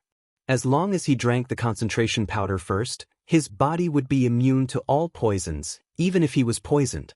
Therefore, he secretly drank a bottle of concentration powder when no one was paying attention. He felt a little proud after drinking it. You have witchcraft, and I have the ultimate refining skill of the god of medicine. Who's afraid of who? After the lunch banquet, a high platform was set up outside the main altar. With Jianghu as the leader, all the game envoys, Jin Zun and Silver Zun drank blood together. A large jar was filled with fine wine. Then Jianghu walked forward, bit his middle finger, and dripped a drop of blood into the jar. Li Qianshuan's face was gloomy, as if he wanted to laugh but was holding back. When he cut his index finger, a drop of dark blood dripped into the jar, but the group of Jin Zun and Silver Zun rangers did not seem to care. Perhaps their ranks were too low to understand the secret of Li Qianshuan's witchcraft. Lord Lin Yen, it's your turn. Li Qianshuan reached out and made an inviting gesture. Lin Muyu immediately stepped forward and bit his middle finger, but it did not break. After refining his skin was extraordinarily hard. So, he reached out and wiped the edge of the burning prairie sword, and the blood immediately dripped into the jar. Then, a few Jin Zun and Silver Zun dripped their blood into the jar one after another. Lin Muyu saw this and could only secretly sigh, praying that the concentration powder would be effective. Otherwise, this group of people. Damn it, these Jin Zun and Silver Zun were all unrestrained, eating, drinking, whoring, and gambling. Who knew if they had contracted hepatitis B, syphilis, gonorrhea, AIDS, and so on? After drinking this wine, even if they were not poisoned by witchcraft, they would probably immediately be plagued with all kinds of diseases. Lord Lin Yen, please have a drink. A bearded venerable held a bowl of blood-stained wine in front of Lin Muyuman and said with a heroic expression. Lin Muyu looked up and found that Li Qianshuan and Jianghu were looking at him. Forget it, this is fate. Tears fell from the corner of his eyes, and Lin Muyu raised his hand and drank the wine. A fragrant and spicy feeling flowed into his throat. He suddenly smashed the porcelain bowl and said loudly, "Good wine." Jianghu, Li Qianshuan, and the others also laughed and drank the poisoned wine. Jianghu drank it too. He must have drunk the antidote of witchcraft beforehand, otherwise, with his status, he would not be willing to be controlled by Li Qianshuan. A few minutes later, there was a strange feeling in his stomach, with a slight warmth. Lin Muyu knew that this was the effect of witchcraft. Could it be that the concentration powder was ineffective against this kind of witchcraft? Lin Muyu couldn't help but worry. "Kid, you're poisoned. What should we do?" The voice of the 7 luminaries demon emperor came from the depths of Yihai. He knew Lin Muyu's body best, so he naturally noticed it at the first moment. "Help me get rid of it." Lin Muyu said with a smile through his spiritual perception. The 7 luminaries demon emperor snorted coldly. Not long after, there was a cool feeling in his body. It was the 7 luminaries demon emperor devouring the witchcraft poison. Lin Muyu couldn't help but sigh. Damn it, sometimes it's quite useful to have a demon king living in my body. Chapter 155. After the blood oath, the group of golden venerable ones and silver venerable ones all smiled happily, as if in their hearts, it was a special honor to be able to drink the wine mixed with their own blood with Jianghu, the great Yuchess messenger. This also showed that they did not know that Li Qinshuan was good at witchcraft. Grand Yuchess envoy. Lin Muyu said respectfully, since we have sworn our blood oath, then, Luo Yu will be fine, right? The Grand Yuchess envoy promised me that he would spare Luo Yu's life. Jianghu nodded with a smile. Yes, Luo Yu can live, but he has made a huge mistake, so the House of Chivalry can no longer tolerate him. He must leave the headquarters before sunset, or he will be killed. Thank you, Grand Yuchess envoy. Lin Yan, you are too polite. From now on, you and I are brothers. You don't have to do this. Yes, okay. Lin Muyu returned and continued to bandage Luo Yu's wounds. She also found him a set of silver venerable ranger armor and brought him some food. Luo Yu, on the other hand, had a look of gratitude on his face. After swallowing a mouthful of meat soup, he lowered his voice and said, being with Jianghu is like being with a tiger. Lin Yan, you have to be careful. I mistook you for someone else. I didn't expect my personal guard to betray me. You have to be careful, he reported me. There's no reason he wouldn't report you. Lin Muyu put one hand on his shoulder and smiled. She lowered her voice and said, don't worry, Luo Yu. I am still of some use to Lord Jianghu. He won't touch me for the time being. Yes, that's good. Someone, send Luo Yu to my place to rest. Lin Muyu ordered, and a few rogue warriors immediately responded. He then said in a low voice, Luo Yu, rest and recuperate for now. I will send you down the mountain before sunset. Luo Yu nodded. Okay. At this moment, Jianghu carried a wine jar and said with a smile, there is a banquet in the main hall. Come, Lin Yan, let's drink to our heart's content today. We will not leave until we are drunk. Most of the alcohol in the empire was rice wine, and the alcohol content was not high, so it was okay to drink a little more. Moreover, Lin Muyu's body had been tempered thousands of times, so his resistance to alcohol was already very strong. It would be a lie to say that he would not return until he was drunk. Even if he drank 7 or 8 jars of wine, he would not be drunk. There were only 3 seats in the main hall, and they were for Jianghu, Li Qinshuan, and Lin Muyu, the 3 people who were above the level of Yi. When Lin Muyu carried a wine jar into the hall, the light inside suddenly dimmed. The door behind her was closed. Lin Muyu couldn't help but be startled, and her spirit sense began to become alert. Jianghu walked to the front of the host's seating area and suddenly turned around. His body was enshrouded in battle energy as he smiled faintly and greeted, Sir Lin Yan. Great wandering chess envoy, what's wrong? What do you think this is? Jianghu abruptly raised his hand, and the jar of wine in his hand shot out like a meteor. Buzz. The wine jar spun at a high speed, carrying with it a dense battle energy. Lin Muyu immediately understood that Jianghu was testing her ability. She let out a low roar, and her battle energy surged into her arms as she also threw her wine jar out. Bang! The 2 jars of wine collided in the air and shattered into pieces. Jianghu suddenly pierced through the curtain of wine that was formed by the surging wine. He raised his palm, and a powerful battle energy attack went straight for Lin Muyu. She couldn't admit defeat at this moment, or else she would lose her value and Jianghu would kill her immediately. Lin Muyu had been in this world for a long time, and she had long understood the principles of deception. She instantly condensed a powerful force in her right arm, and without using her martial soul, she directly used the 7 planets' profound energies 3rd star, 3 planets calamity. In her palm, celestial images of men, women, livestock, rivers, forests, and other celestial images quickly flashed past.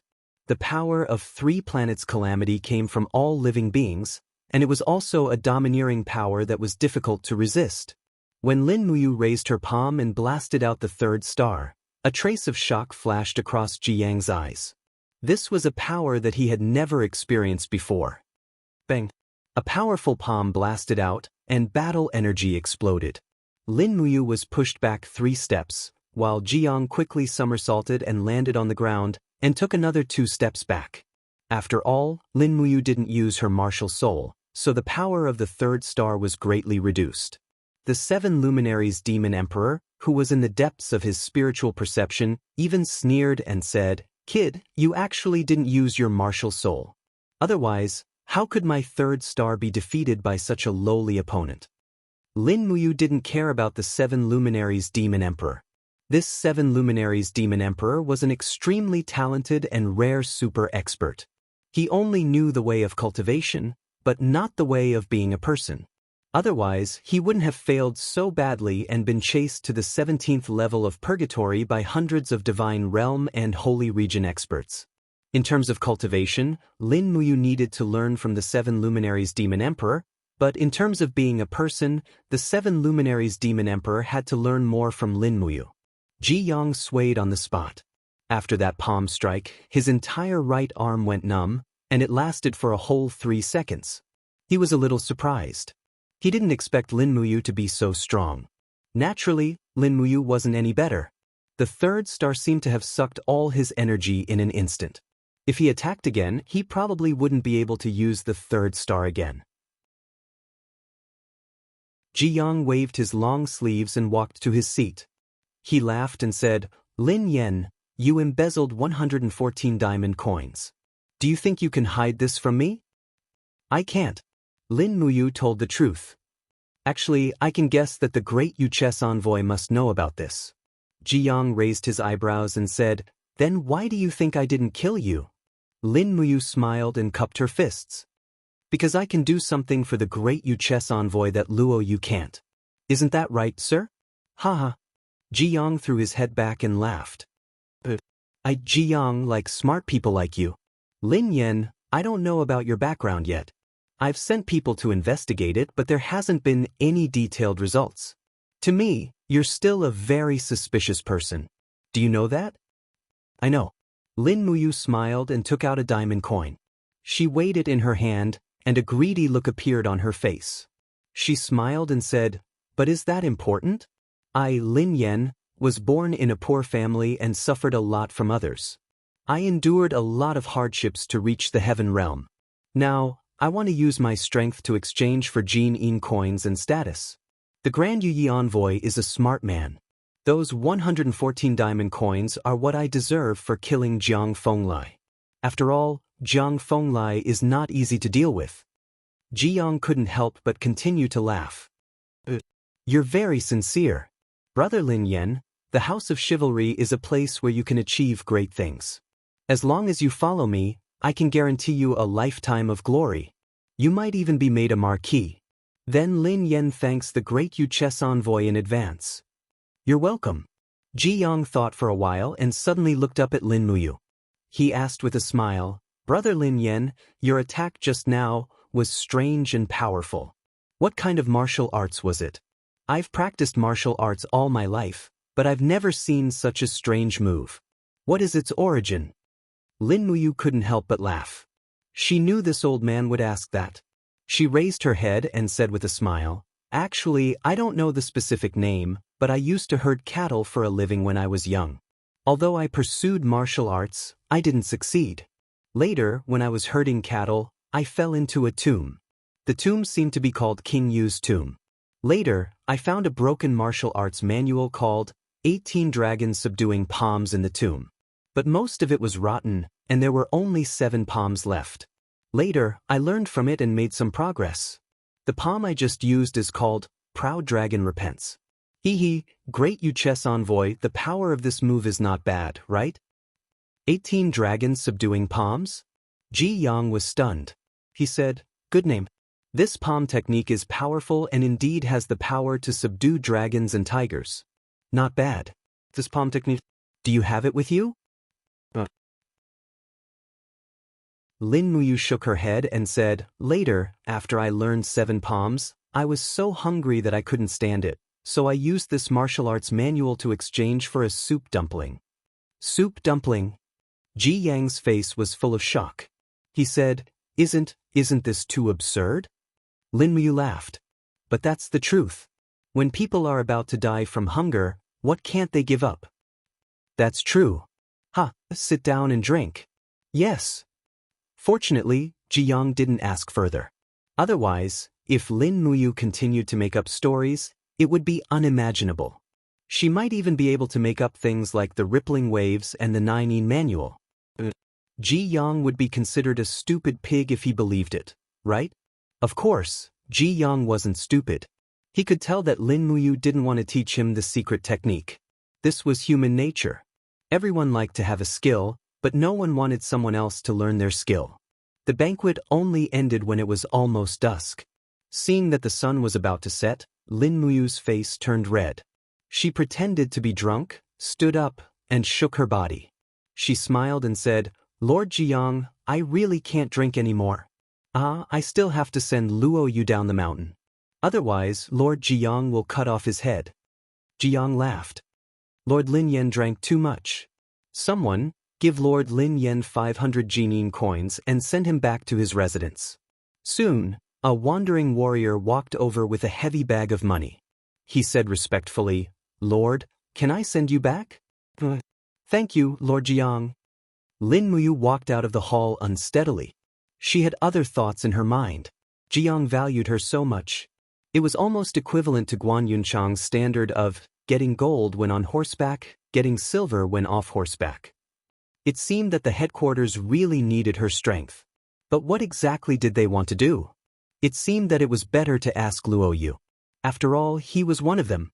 After Lin Muyu left the hall, the lights in the hall flickered. Li Qianxuan opened her sleepy, drunk eyes. Suddenly, there was a flash of light. She said, "Big brother, this guy seems to be drunk, but he's not. I still can't see through him. What is his background? He can reach the heaven state without a martial soul. Such a genius is rare in the world. Why didn't he work for the empire? Why did he choose to join the Hall of Chivalry?" Ji Yang's gaze was cold.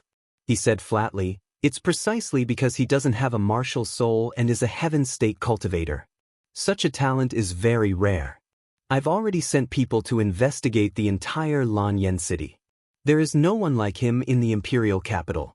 Moreover, no high-ranking generals from the Divine Temple, the Imperial Guards, and the Divine Might Battalion have disappeared for no reason. This Lin Yan must be a wandering mercenary who wants to show off his skills in the Hall of Chivalry." "Yes, Big Brother is right." "Qianxuan, when will your venom take effect?" "It will take about 7 days for the venom to grow. We just need to wait for a while." "Okay." Chapter 156. As the sun set, night slowly descended on the mountain. Lin Muyu and Luo Yu rode side by side on their horses. The village in the distance shone with lights in the darkness, giving off an indescribable sense of peace and tranquility. Lin Muyu grabbed the reins and said with a smile, "Lady Luo Yu, you ambushed Princess Tang Xiaoxi once, and attempted to ambush the Imperial Army's main camp to kill Her Highness Qinin. You must have participated in both of the House of Chivalry's operations, right?" Luo Yu was slightly startled. "Lady Lin Yan, why are you suddenly asking about this?" "That's because I'm here for this matter." Lin Muyu smiled faintly. "Lady Luo Yu, you don't believe that I'm really a nameless brat, Lin Yan, right?" You are?" Luo Yu reined in her horse and asked. Lin Muyu smiled and opened her palm. The indigo-green gourd martial spirit emerged from her body and shone brightly in the night. "This is the 10th grade green gourd martial spirit, but in my hands, it is not inferior to the 1st grade god-binding chains. Guess who I am?" Luo Yu's eyes were filled with indescribable shock. Lin Muyu? You are Lin Muyu from the Holy Sanctum, right?" Lin Muyu smiled and cupped her fists. "Holy Sanctum's Gold Star Sparring Master, Imperial Guard Lin Muyu, greets Lady Luo Yu?" Luo Yu could not help but laugh out loud. "I knew it. How could a wandering mercenary have such charisma and boldness? Lady Linmu? Ha, it really is you are a legend. I know. Linmu said, there is not much time left, you better tell me, why did the House of Chivalry ambush Princess Tang Xiaoxi and Her Highness Qin Yin? Don't they know the strength behind Tang Xiaoxi and Qin Yin? This, Luo Yu's expression darkened as she said, I'm afraid that I'll have to disappoint you, Lady Linmu. Ji Yang has been tight-lipped about the purpose of these two missions. As a chess envoy, I'm only responsible for dispatching troops. As for why, I have no idea. Is that so? Lin Muyu was slightly disappointed and said, Fine, I'll investigate the truth myself. Right, Luo Yu, what plans do you have for the future? Do you have any plans for yourself? Not yet. Luo Yu sighed and said, I was born in a poor family. Even though I've been training hard, I've never been able to reach Heaven Realm. I can't return to the House of Chivalry, and the army in the imperial capital probably won't be able to accommodate a former wandering gamer like me. Perhaps the only place I can go is to join a mercenary group. There are so many mercenary groups around the imperial capital, so there has to be one that I can go to, right? Hey, is that so? Lin Muyu suddenly sneered. Luo Yu was startled. Sir, why are you laughing so coldly? Lin Muyu said, Don't you know what the mercenaries in Lanyan City are like? Look at what the Tianjing mercenary group has done. How are they mercenaries? They're no different from bandits. Do you really want to go to that kind of place? Luo Yu was dejected. Then, so what? I'm penniless and alone. I don't even know what to eat for my next meal.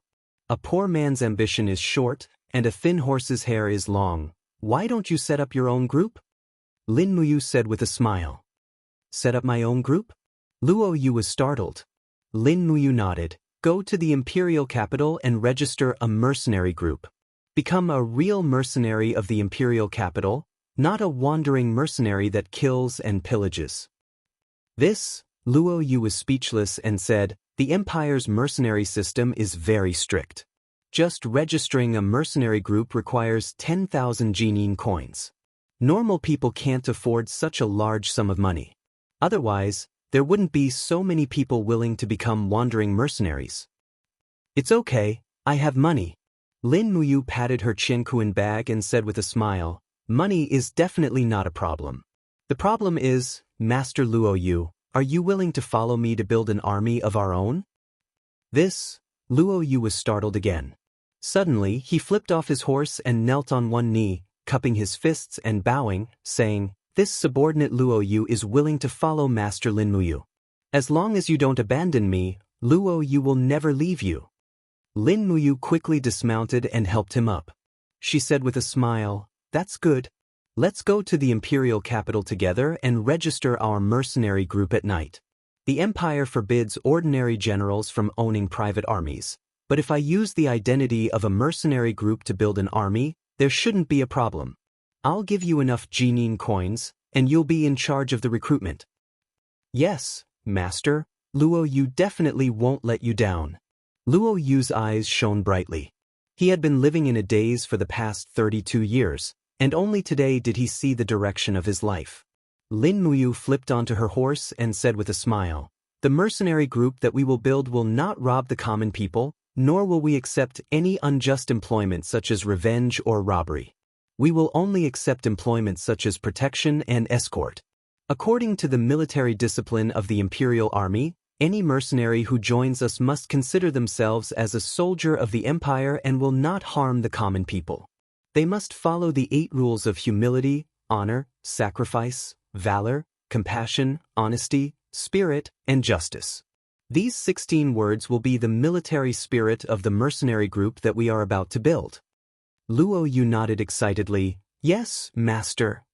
Lin Muyu was secretly thinking happily that the 8 rules of Western Knights were actually quite useful. Admittedly, although the Shattered Cauldron realm was far superior to the real world in terms of cultivation, it was still barbaric and primitive in terms of civilization and ideology. The 8 rules of Knights in the Shattered Cauldron realm were simply a kind of advanced realm of consciousness, and it would definitely cause a storm. Late at night, they entered Lanyan City. Luo Yu changed into a new set of clothes, and Lin Muyu took off the emblem of the Hall of Chivalry's game envoy and headed to the mercenary union with Luo Yu. The mercenary union of the imperial capital was not far from the imperial army camp. Compared to the bustling imperial army camp, it was a little desolate, but the 4 golden words of the mercenary union still shone in the night sky. Creak. Pushing open the door, Lin Muyu strode in. There was no one in the hall, and on the workbench, an old man with white hair and beard was napping with his hand under his chin. Lin Muyu knocked on the table and said, "Master, wake up." The old man opened his eyes and looked at Lin Muyu and Luo Yu. He rubbed his eyes and said, "Are you here to join the mercenary group?" Currently, there are a total of 23 mercenary groups registered in the North Ridge province, and the number 1 in terms of strength and number of people is the North Ridge Mercenary Group with 10,000 people. To join the North Ridge Mercenary Group, you need to pay an introduction fee of 10 Jin coins. Pay up. Lin Muyu didn't know whether to laugh or cry. "Master, we don't want to join a mercenary group. We want to apply to establish a mercenary group." "Oh!" The old man was shocked. He squinted his eyes and smiled. "You want to establish a mercenary group?" "Yes." "Kid, do you have 10,000 Jin coins?" "Yes." Lin Muyu quickly took out 10 diamond coins from her cosmos sack and placed them on the table. Under the oil lamp, the diamond coins glowed with a moving color. The old man's expression immediately turned serious. He immediately shouted, "Guys, it's time to work.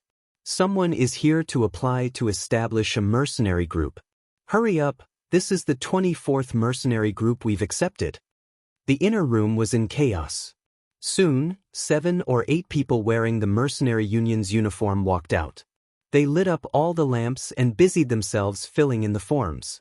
After Lin Muyu paid the 10 diamond coins, the old man took out a form and asked without raising his head, "Kid, you're the leader of the mercenary group, right? What's your name?" "Lin Muyu." "Oh, it sounds familiar. What's the name of your mercenary group?" "Longdan Army Camp." "Longdan Army Camp? What a strange name. Why would a mercenary group use the name of an army camp?" "You can just write it as I say." Luo Yu smiled. He was quite satisfied with this name. Longdan Army Camp. From Lin Muyu, he could see that she was full of courage. In this barbaric and primitive world, if she was full of courage, there would be no need to talk about humility, honor, sacrifice, bravery, compassion, honesty, spirit, and justice. Not long after, the establishment of the Longdan Army Camp mercenary group was completed. The old man gave them a gold badge of the leader and 2 silver badges of the vice leader. Lin Muyu gave the 2 silver badges to Luo Yu and then put the gold badge into her Jianghu bag. The old man raised his head and smiled. "A regular mercenary group with only 2 people. Interesting. Pa, when are you going to accept the missions? Only by raising the mercenary group's level can you accept some difficult missions." Luo Yu smiled. "We will be back. So let's go." The 2 of them left the mercenary union and stood under the moonlight.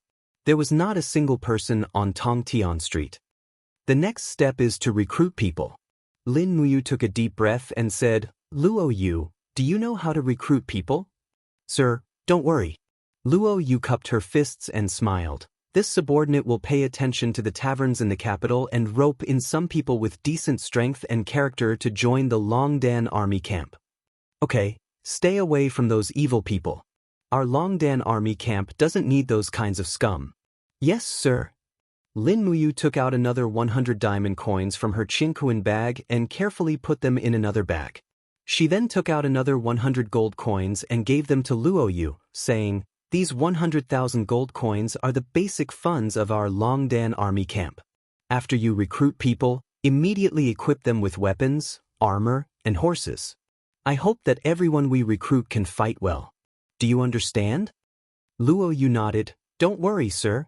Longdan Army Camp only recruits cultivators at the 2nd level of the Earth Realm and above." But looking up at the sky, Lin Muyu said, "It's getting late. I have to hurry back to the headquarters. How will I find you in the future?" Luo Yu thought for a moment and said, I will arrange for someone to stay in the mercenary union. Sir, as long as you call out the name of the Longdan army camp, someone will naturally receive you. Okay, then I'll be leaving. Sir, be careful on your way. Take care. Oh right, here is a bottle of Dream of the Extreme. Use it to cultivate when you have time. It might help you break through to the heaven realm. Okay, I'll be leaving. Sir, Luo Yu held a bottle of Dream of the Extreme and stood in a daze on the moonlit Tongtian street, watching as Lin Muyu left. Chapter 157. Under the starlight, Lin Muyu galloped out of Lanyan City. The Longdan army camp was destined to be a mercenary camp that required a lot of money. Whether it was equipment, war horses, or recruiting personnel, they were all expensive. This expenditure could only be sustained by the business cooperation with the Imperial Chamber of Commerce. However, Lin Muyu was full of confidence.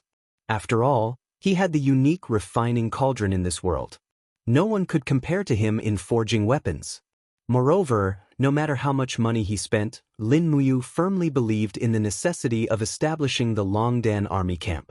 In this world, the strong preyed on the weak.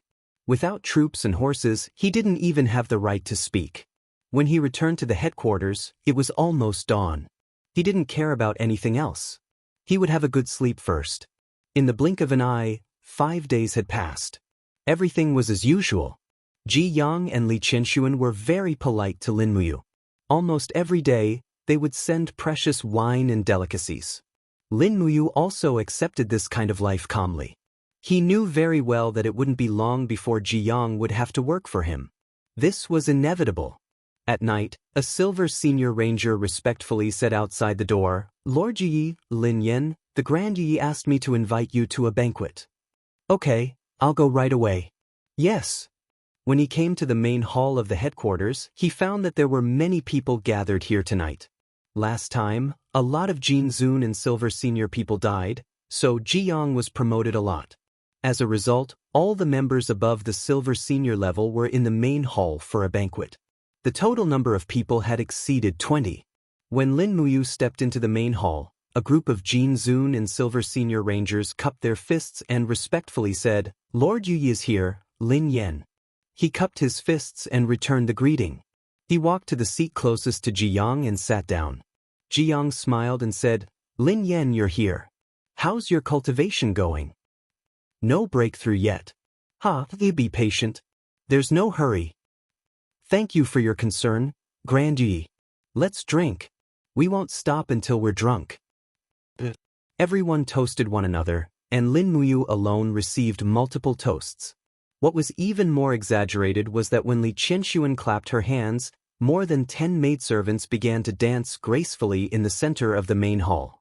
These maidservants were selected from the maidservants for their looks, figures, and dancing skills. They were also the maidservants who served the great Yugo messenger, Jianghu. Although Jianghu was quite old, he loved women. He had more than 30 maids by himself, which showed how extravagant and lascivious he was. Furthermore, the clothes these maids were wearing were extremely scantily clad. It could only be considered as a cover. After the dance, they dispersed and toasted the guests at each table. One of the maids in pink knelt beside Lin Muyu and poured a cup of wine for him. She smiled and said, Sir Lin Yan, you must drink more today. As she spoke, she rubbed her full chest against Lin Muyu's arm. Lin Muyu frowned slightly. She didn't say anything. If she wanted to rub against Jianghu, she would let her. She just needed to stabilize her spiritual sense with the spirit pulse spell. The maid giggled and snuggled into Lin Muyu's arms. This was relatively simple. Lin Muyu looked around and saw an even more ridiculous scene. Many Jianghu and Silver venerable rangers had already hugged their maids and were groping them. Their faces were flushed. They were drunk to accept Jianghu's kindness. But Lin Muyu knew it. Would Jianghu be so kind as to let them enjoy his concubines? Obviously not. Not far away, Li Qianxuan sat there and murmured. The heavy iron gate of the headquarters had been closed. As long as the gate was closed, this place would be isolated from the outside world. Oh no, Lin Muyu was alarmed. Was Li Qianxuan finally going to use witchcraft to control so many people in front of her? At this moment, Li Qianxuan opened her eyes and looked at a Jinzun ranger with a burning gaze. She laughed and said, "Lord Deng Taizhan, Jinzun, you've drunk too much. Why don't you join us for a sword dance?" That Jinzun ranger immediately pushed away the maid beside him and walked to the center of the hall with his long sword. His eyes were filled with unconsciousness. He stood there swaying and said, "Yes, Messenger Li Qianxuan." Swoosh. Streams of vital qi appeared on the blade of the sword. He quickly danced with the sword, and vital qi raged around him. His cultivation level was indeed good, and his swordsmanship was not bad. However, when Lin Muyu's spiritual sense swept over him, she couldn't sense any independent spiritual sense from him. It was as if he was just a shell, completely controlled by Li Qianxuan. Witchcraft? A smile appeared on Li Qianxuan's face. She said, "My lords, please enjoy yourselves today. There's no need to hold back. One night of pleasure is enough." This was like an order. Suddenly, the group of Jinzun Rangers and Silver Honorable Rangers became even more unscrupulous. Many of them had already put their hands into the indecent clothes of the maids in their arms and played with them wantonly.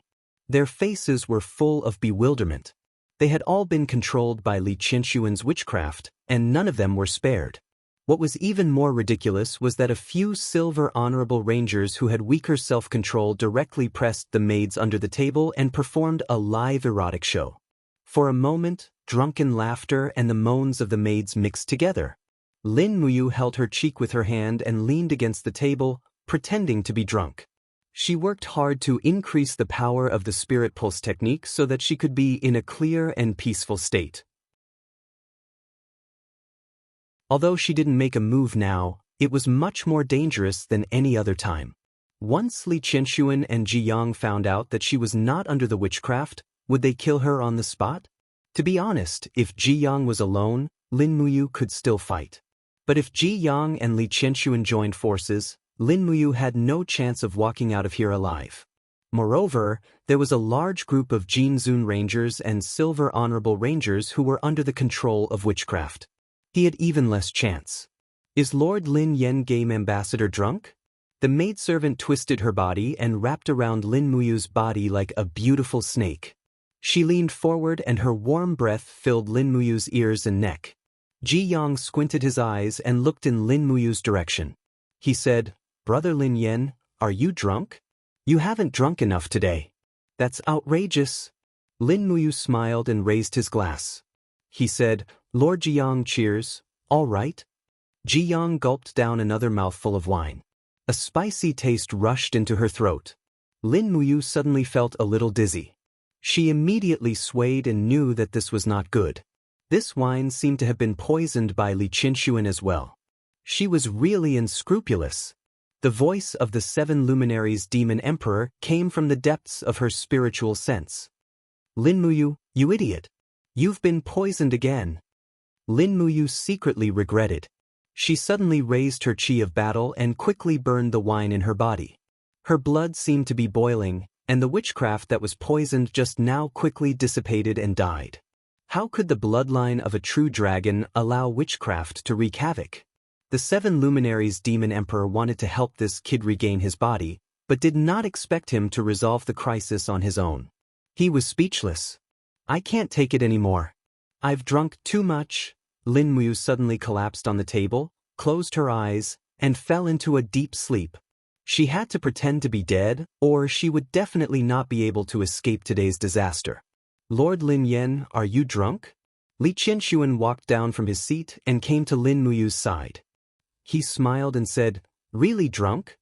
As he spoke, he gently pressed his palm on Lin Muyu's shoulder. The next moment, an all-pervasive spiritual power crazily rushed into Lin Muyu's ihai. It was the controller of spiritual power again. Lin Muyu leaned on the table and secretly felt a chill in her heart. She hurriedly used the spirit pulse technique and drove all her spiritual sense to the deepest part of ihai.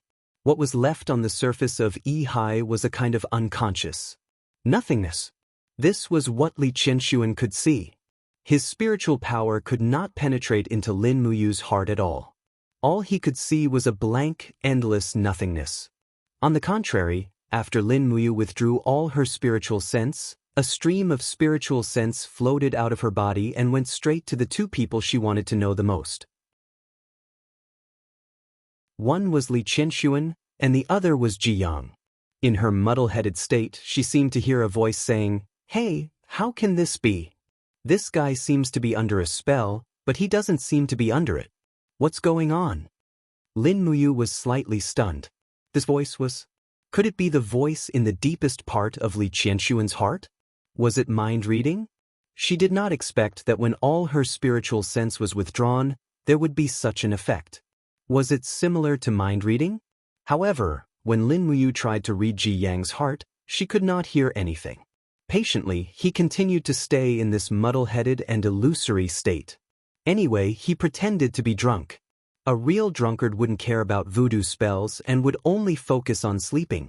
Ji Yang and Li Qianxuan couldn't do anything to him because they didn't know if he was poisoned or not. Naturally, they couldn't do anything to him. After waiting for a long time, she finally heard a few intermittent voices. "Dear Song Court, Pale Crane, Dear Song Court, Pale Crane, Dear Song Court, Pale Crane." The strength of Ji Yang's soul was obviously much stronger than Li Qianxuan's, so he could only read so much. About 2 hours later, Lin Muyu was already snoring loudly. Li Qianxuan resentfully turned back to Ji Yang and shook her head. She said in a low voice, "I don't know what's going on either. Maybe Lin Yan's cultivation is too high, so I can't control the spell in his body." "The spell lost its effect?" Ji Yang asked. Li Qianxuan continued to shake her head. "I don't know. Forget it." Ji Yang lowered his voice and sighed. "We're going to take action tomorrow. Don't let witchcraft ruin the plan. Lin Yan is just a greedy person. We'll just let him carry out the mission tomorrow. As for the rest, we'll settle it ourselves." "Yes, big brother." That night, Lin Muyu had a hard time. She did not sleep at all, and it was even more difficult for her to pretend to be asleep. It was not until the wee hours of the morning that a group of rogue warriors finally entered the hall and sent the group of Jin Zun and Silver Venerable warriors back to their rooms to rest. She was also carried back by 2 rogue warriors so that she could sleep quietly for a while. Chapter 158. Knock, knock, knock. After some time, someone knocked on the door and said loudly, "Lord Lin Yan, there will be a special mission in the afternoon. Please get up and get ready." Lin Muyu opened her eyes and looked out of the window. It was almost noon, so she got up and washed up in a hurry. A few unaffiliated warriors had already prepared an armor and a warhorse for him. After becoming a UE envoy, the standard seemed to have increased as well. He obtained a set of red armor, which was extremely heavy when he wore it. Although the craftsmanship was exquisite, Lin Muyu still missed the gold star armor from the sanctum. After all, it was embedded with buoyancy gems, and it was extremely light to wear.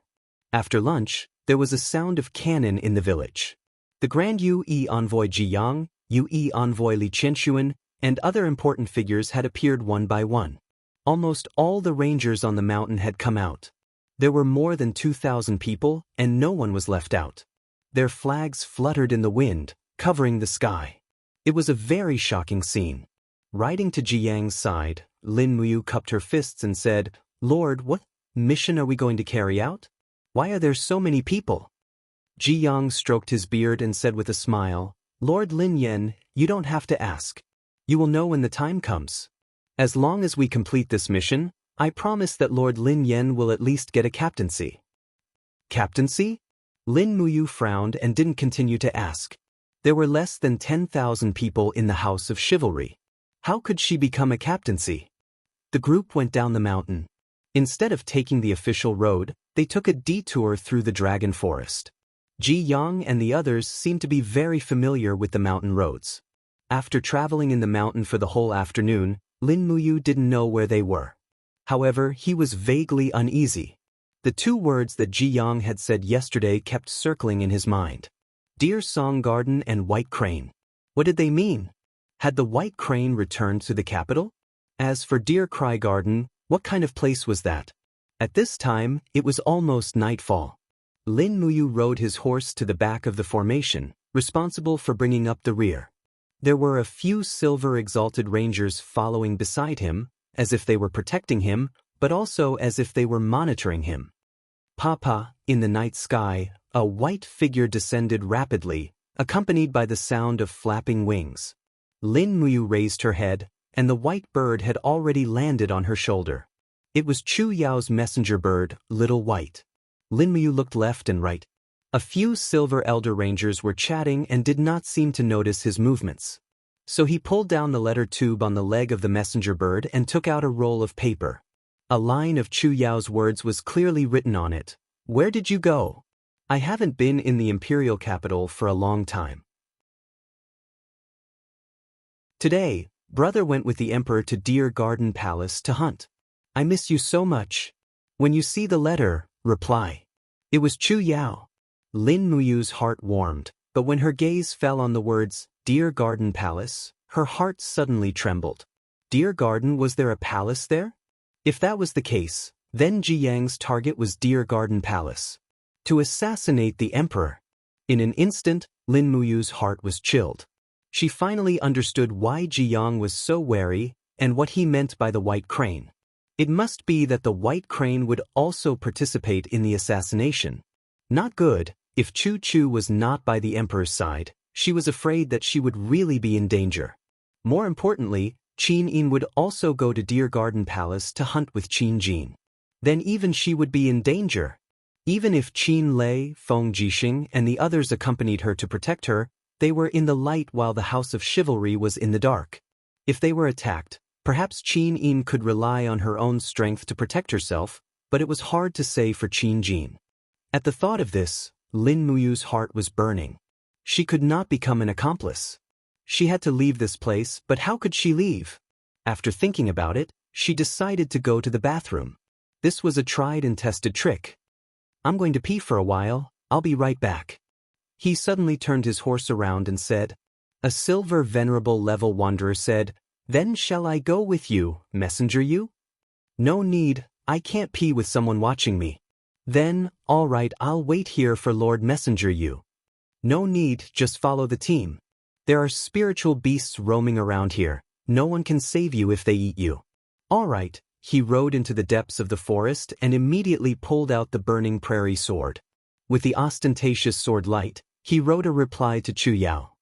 "Sister Chu Yao, the House of Chivalry will assassinate His Majesty tonight in Deer Garden. Please think of a way to inform Qin Lei and Feng Jixing immediately. You stay." Whoosh! Little White spread its wings and flew straight in the direction of Lanyan City, just in time to point out the direction for Lin Muyu. He immediately urged his horse to gallop in that direction. The warhorse kept snorting.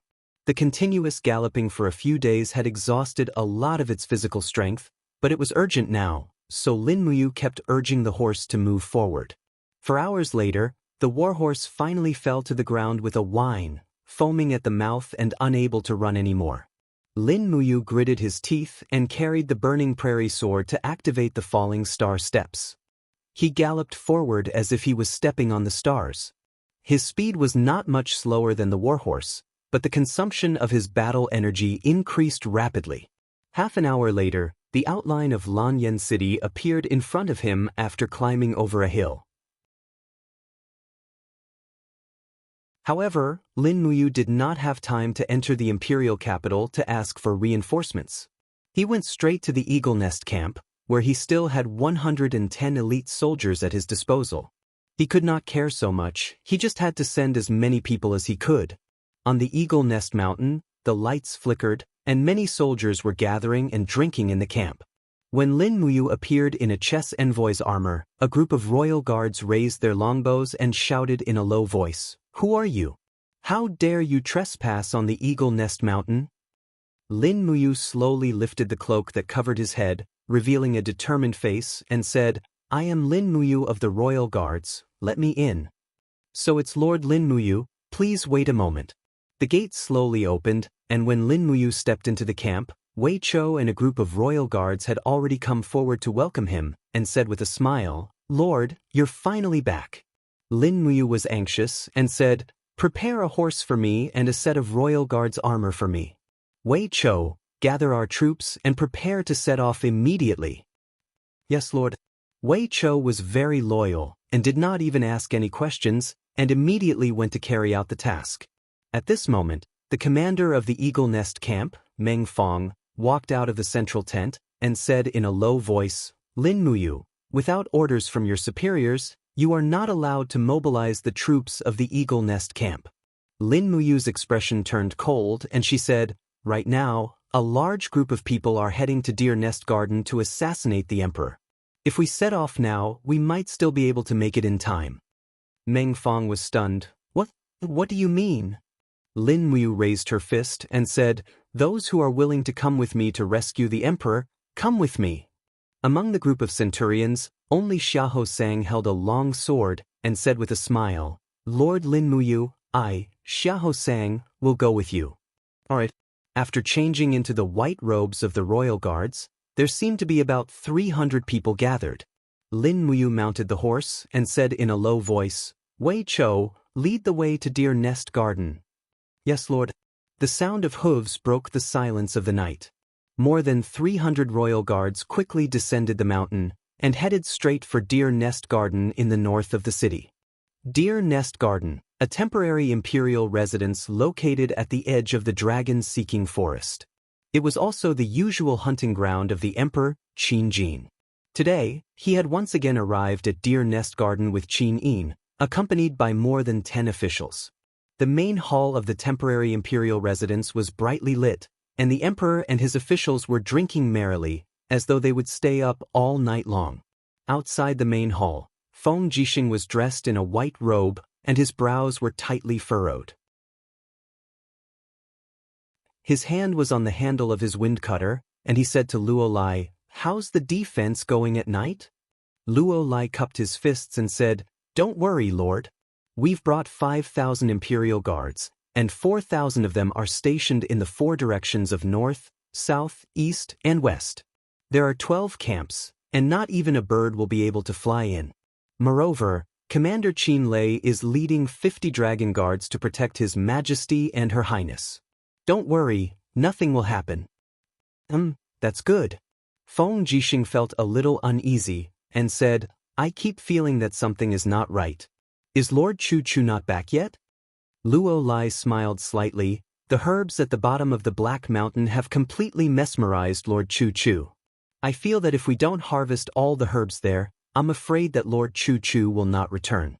Moreover, Deer Nest Garden is so heavily guarded that it doesn't matter if Lord Chu Chu returns or not. Feng Jixing muttered, that's good too. Let our brothers keep their spirits up. We cannot slack off at all tonight. Yes, Lord. In the cold night of the dragon-seeking forest, a thunderous sound came from underground. With a bang, a huge and ferocious snake head rushed out of the ground. The scales on the snake's head were like blades, spiraling like knives. This was a type of earth-drilling dragon snake. There were 12 gold patterns and 3 silver patterns on its head. It was actually an earth-drilling dragon snake with a lifespan of 12,300 years. A few scales on its head had already peeled off, revealing the golden scales underneath. This dragon snake was undergoing a dragon transformation. Perhaps in another few hundred years, it would transform into a real dragon. At the neck of the dragon snake, an entire scale had flipped open and a piece protruded out. It was an old expert who had pierced his feet into the flesh of the dragon snake. His hair and beard were all white, and his face had a hint of arrogance. He lightly tapped the neck of the dragon snake with his long staff and said, Little treasure, continue passing through. Whether we can kill that incompetent and incapable ruler this time depends on you. Hiss hiss. The dragon snake raised its head and let out a long hiss, with some anger and unwillingness. Under the moonlight, the old man's long hair fluttered in the wind. It was the pale crane. Whoosh! The dragon snake raised its head and once again burrowed into the ground. The scales around its skull spun like blades, turning the rocks and soil underground into dust. The pale crane lowered its head. It was as if its entire body was attached to the scales on the dragon snake's body, and it was not affected by the rocks. It held its breath and followed the dragon snake underground. At night, the white robes of the White Robe Imperial Forest fluttered in the wind. Qin Lei held a gourd in his hand. He opened it and drank a mouthful of wine. After warming his body, he said, "Strengthen the defenses." Beside him, Chu Huaying held his long sword and suddenly pricked up his ears in alarm. He said, "Commander, did you hear something?" "What sound?" Qin Lei was stunned. "It seems like a sound coming from underground." Chu Huaying's gaze turned cold. He confirmed the source of the sound and said, "It is indeed coming from underground. Something is coming, be careful."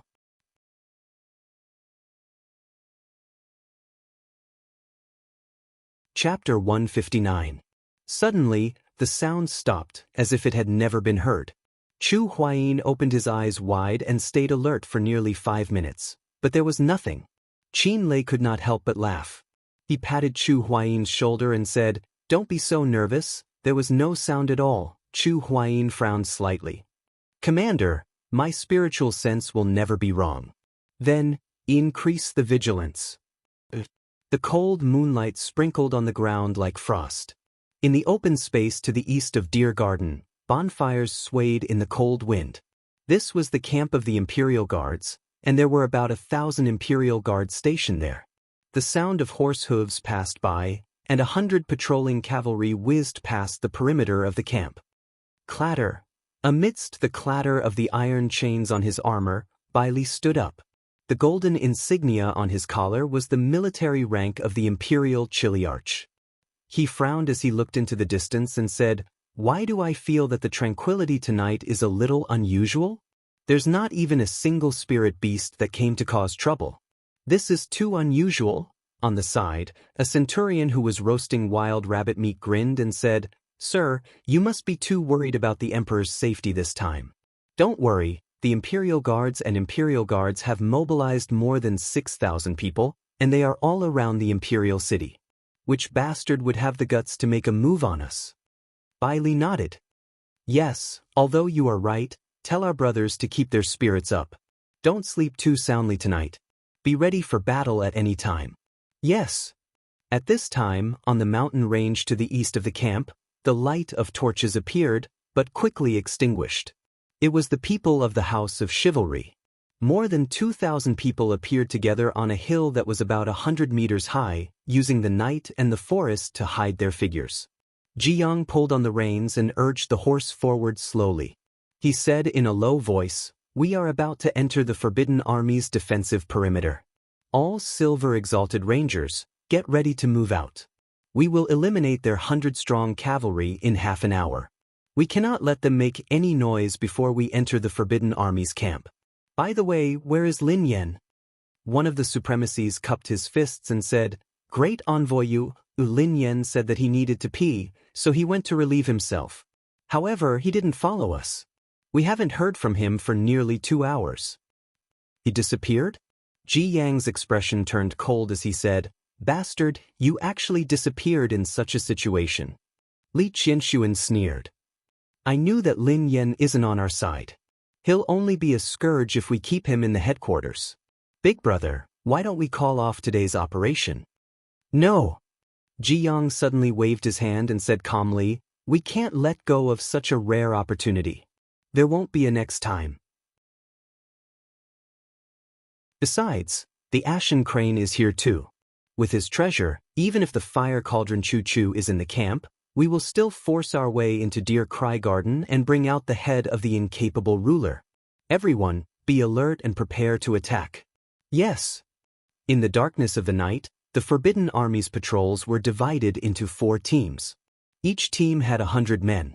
At this moment, 100 heavy cavalry entered the forest to patrol. They held torches in their hands and looked around cautiously. However, perhaps because the sound of the horses' hooves was too loud, they actually didn't notice the strange movements in the forest. An ice-cold arrow shot out from the darkness, piercing through the neck of a centurion with a poochie sound. Immediately afterwards, arrows rained down on him. "Careful, there's an ambush. Sound the horn immediately." Someone shouted. An Imperial Army sergeant quickly took off the horn on his waist. Just as he brought it to his mouth, he saw a black shadow coming through the air, with a milky white combat aura. Bam! With a muffled sound, the Imperial Army sergeant's head was smashed. Then, martial artists with extraordinary cultivation rushed out from the forest. They were Jin Zun, Silver Elder, and the others from the House of Chivalry. Most of the Imperial Army soldiers were ordinary people who hadn't even entered the human realm. How could they be a match for them? In the blink of an eye, they were all killed. Ji Yang's palms were already stained with blood. With a vicious look on his face, he looked into the distance and said, "Why hasn't the signal been sent out yet? What is the Ashen Crane doing?" Li Qinshuan said softly, "Wait a little longer. There will be." In the inner courtyard of Deer Cry Garden, Qin Lei, Chu Huayin, and the others were still guarding the outside of the main hall with their hands on the hilt of their swords. Suddenly, the rumbling sound from underground was heard again. Chu Huayin immediately pricked up his ears and shouted, "It's coming! Be careful underground!" The group of dragon guards became solemn.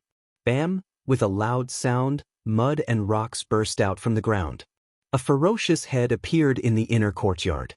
The moment the burrowing dragon snake emerged from the ground, it bit a dragon guard in its mouth. The dragon guard's face turned pale. He hurriedly circulated his vital qi to defend himself. He shouted in a low voice, and a blood-red scythe martial soul condensed in front of his chest. He shouted, "Break!" Buzz! The martial soul hummed, and the scythe spun rapidly to cut the burrowing dragon snake's huge mouth. However, it couldn't cut through the scales that were as tough as iron. The burrowing dragon snake growled and closed its jaws. With a poochie sound, the poor dragon guard was bitten into two. Fresh blood flowed everywhere. At the same time, the ashen crane on the burrowing dragon snake's back leaped up. The pressure of its domain quickly descended upon them. It shouted, "Do you think you can stop me?" The metal staff descended from the sky and landed on Chu Huayin's head. Chu Huayin suddenly raised his head, but he couldn't move under the pressure of the sanctuary. He couldn't help but grit his teeth. Starlight flashed around his body, and his battle energy exploded. Golden cicada shedding. Bam! The ashen crane's staff landed, but it only hit Chu Huayin's afterimage. Instead, he felt a chill behind him. With a chi sound, Chu Huayin had appeared behind him. The star-plucking finger landed heavily on the ashen crane's battle energy armor. Although it couldn't penetrate it, it made the ashen crane's aura a little chaotic. Qin Lei and the others broke free from the suppression of the domain pressure. The dragon guards quickly drew their swords and surrounded the ashen crane and the burrowing dragon snake. Roar, roar, roar. The burrowing dragon snake's body was as hard as iron. Furthermore, it was a 1,300-year-old burrowing dragon snake. As it roared, its body swept across the area, turning the buildings into dust. It whipped its tail, and two dragon guards were whipped away as if they were flies. They were seriously injured in an instant. The dragon guard's counterattack was very weak.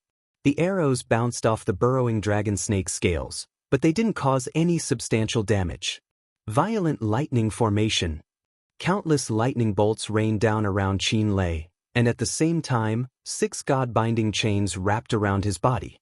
He raised the thunder splitter blade and dashed towards Zhang Baihe. With a low roar, he slashed out 3 times. The reason why the god-binding chains was known as the number 1 martial soul was because of its powerful attack power. These 3 slashes all landed on Zhang Baihe's iron staff, and unexpectedly, the sacred domain expert's blood and chi became chaotic, and he was forced to take a few steps back. Damn it! Qin Lei's eyes were cold. He shouted, "Send a signal to ask for help. Let the royal guards come in with acid water. The burrowing dragon snake's scales are too powerful. We must use acid water to corrode them in order to penetrate them." As soon as he finished speaking, a xiao sound was heard. A red ray of light shot into the sky from the hands of a dragon guard. That was the signal of the royal guards. At the same time, the ashen crane raised his staff and a milky white battle energy shot into the sky. With a wang sound, a white ray of light shot into the sky. It seemed that he was also sending a signal to the outside. Not good, Chu Huayin held his sword and said, "Commander, they should have other surprise teams. What should we do?" "Don't worry. There's still Feng Jixing. Let's kill that old thing Ashen Crane first. We can't let him step into the main hall." "Yes." At this moment, the signals from both sides appeared one after another. It seemed that there was some kind of tacit understanding. The royal guards of the East Barracks were a little shocked. Chili Arch Bailey immediately stood up and mounted his horse with his sword. He said, "Something happened in the palace. First and Second Barracks, get on your horses and follow me to reinforce them. The rest of you stay here and guard the east gate of Deer Cry Garden." Everyone got on their horses. However, not long after Bailey left, the sound of horse hooves could be heard in the darkness. A group of chivalrous house wanderers rushed over like a tornado. They were led by Jianghu, who had the strength of a heavenly king, and Li Qinshuan, who had the strength of a heavenly venerable. There were also many Jin Zun, silver venerable, and bronze venerable wanderers. How could the few hundred royal guards resist them? Shield wall, bows and arrows. Giant shields formed an impenetrable wall, and spears poked out from the gaps of the shield wall. The imperial guards who stayed behind did not suffer any counterattacks. They pushed the line forward, and the spears pierced through the rogue swordsmen and venerables, killing them one by one. For a moment, the people of the House of Chivalry could not take it. This was the sharpness of an army's battle. Bows and arrows. Nearly 100 royal guards shot their arrows. The sharp arrows quickly fell into the crowd of people from the House of Chivalry and killed dozens of people. At this moment, a dignified voice sounded, "Move aside, let me do it." Jianghu made his move. He leaped from the back of his horse and raised his right palm in midair. Blood-colored battle aura swirled around him. He roared, "What bullsh *T royal guards of the Empire?" Boom. A giant blood-red palm smashed into the shield formation, instantly scattering the shields like a gale sweeping away fallen leaves. Jianghu was the first to charge into the crowd of imperial guards. His palms danced wildly, each strike carrying a wave of battle chi. His attacks were ruthless, killing dozens of imperial guards in the blink of an eye. The imperial guards, on the other hand, couldn't hurt him. After all, the battle armor around him was too thick, and it was difficult for those without martial souls to penetrate it. In less than 5 minutes, the 600 imperial guards were completely crushed. More than half of them were dead, but the remaining were still holding onto their weapons and fighting bitterly. It was only because of the iron and blood rule that Feng Jixing gave them. The imperial guards would rather die than surrender. Jianghu did not stay for long. He led his men and quickly broke through the imperial army's encampment and rode straight to Deer Cry Park. In the darkness of the night, nearly 2,000 members of the House of Chivalry approached the core of the Empire's soul, Emperor Qin Jin.